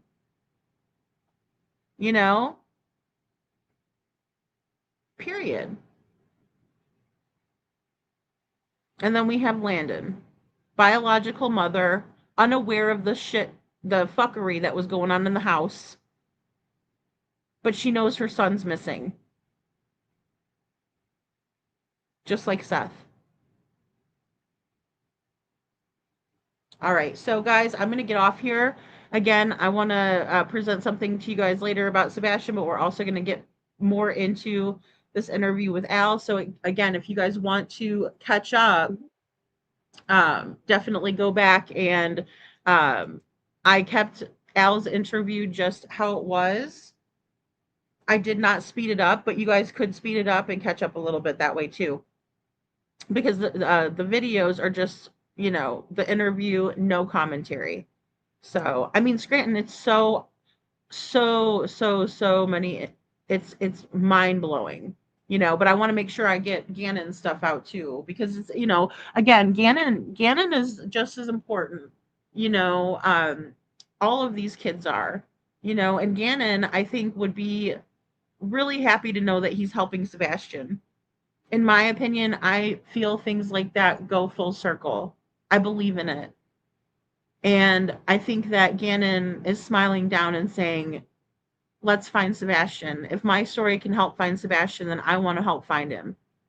And I mean that wholeheartedly, as sad as it is. This little guy lost his life at 11 years old. Sebastian's out there and he still has life to live. We don't have any evidence that supports that Sebastian is no longer with us, guys. That he's not here anymore on the planet. And I'm talking about his soul, his spirit. So, Because make no mistake about it, if somebody hurt Sebastian, he still remains here. So, but we have no proof of that. So I can never be like, oh yeah, I think this is exactly what happened to Sebastian, because we don't have enough proof and evidence. Do I think the police have more? I sure do. But I think that they're just waiting. I don't think they're actively looking for him. And if Gannon's story can help us get closer to the truth and some of that leakage that Letitia is going to do here, and we can apply that to some of the leakage that Chris and Katie have done on their interviews, I think we can get a lot closer to what happened to Sebastian and maybe deciphering what could have possibly transpired. Because at the end of the day, we need to find Sebastian. Where is he? Forget how he got out of the house or if he made it home. Where is he? That's the real $1 million question. Proudfoot, stinky foot, pissy pants. Right. And Sam, you're right. No proof is proof itself. And we also need to keep that in mind and examine that, right? Why wasn't there evidence collected in this manner? Why can we not hear the 911 call? What are they hiding? Leak-Tisha.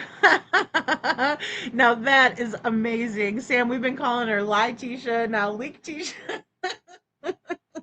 That's right. How can Leak-Tisha and her lies be applied to the Stinkfoots, right? The Foot Clan. No, Landon lived out of state. Yeah, Landon lived out of state. As a matter of fact, I believe she's South Carolina. Yeah, she's in South Carolina and was there too. Yeah, Katie, where's Sebastian? Where is he? I mean, that's it. It all comes back to Katie. There's no one left to blame, Katie. No one left to blame. And Chris, if you had no involvement, then you should be like Al. You know, Chris, think about what you're missing out on. Think about it, Chris. You can be riding along on your hog with your mullet flapping in the breeze and your baby curl well greased and oiled, looking for the next mistake, right? Come on, Chris. What about wife number 6? Because you're crazy to stay with Katie unless you actually did it. If you actually took Sebastian and put him somewhere yourself. So which one is it, Chris? Because if you didn't have involvement, then you would get yourself as far away from that woman as possible. And you haven't yet. You haven't yet. Valley Gal. It's always those ones with the baby curl. Why? Oh my gosh. Yep, he's definitely riding a hog. That's for sure. Come on, wife number 6 is out there though, Chris. You know? She's out there. She's out there waiting for you. She's just waiting for you to be single again. You know it? So what are you waiting for, Chris? Because we know that you're not happy with Katie. We know that you and Katie were like Letitia and Al. You guys were having a lot of problems. You guys didn't want to be together. You guys wanted to be away from each other. Didn't want nothing to do, right? You were both looking for an out, right? So what's up, Chris? What's up? Why don't you start being real with yourself? Why don't you be a real man like Al and come clean? Why don't you come clean, Chris? Everybody talking about Katie needs to come clean. What about you, Chris? Where you at? Right? Come out the corner. Pull up them pissy pants, right? Start telling the truth. Because we all know that you didn't want to be with Katie anymore. Everybody said it. Your bosses, Katie was crying to people about it.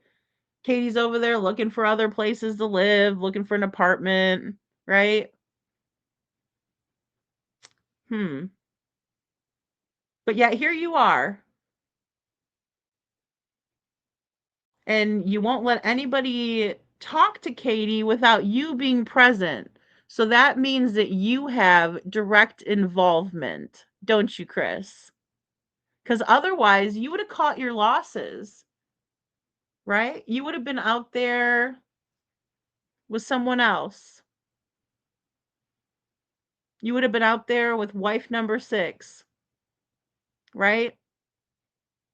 You would have been out there, trying to get custody of your daughter still.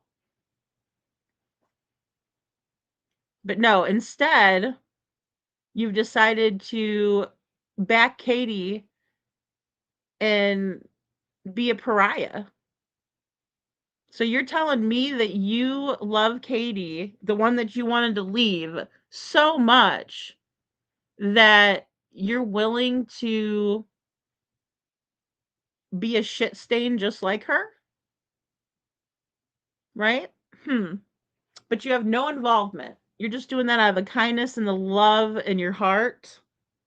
I don't think so. I don't think so. And I think your life is miserable because you know that you're stuck with her because you had involvement too. So which one is it, Chris? Were you in Memphis? Yeah.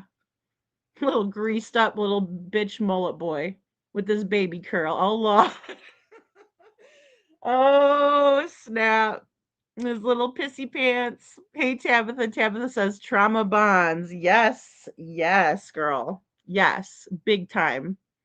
Big time. Right? So what's the bond there, Chris? What's the pact that you wanted Seth to get on the same page with you, but he refused? What are you talking about when you tell Seth, what are you going to do when this goes south? What about it, Chris? What about it? What about your ultimatum? It's either him or me. So what were you prepared to do? What were you prepared to do, Chris? That Katie needed to get on board with? Him or me? What is that sending? Is that sending Sebastian away to a school? Is it doing something much worse to Sebastian? Is it sending him away and, like you do with the snakes? You find a snake guy in the snake world. Did you go on the dark web and find you a guy in the trafficking world? Is that why Katie's over there asking Seth's PI to check the dark web? Right? And you mentioned trafficking several times when you talked to her, and that was 50 days into the investigation, into Sebastian's disappearance.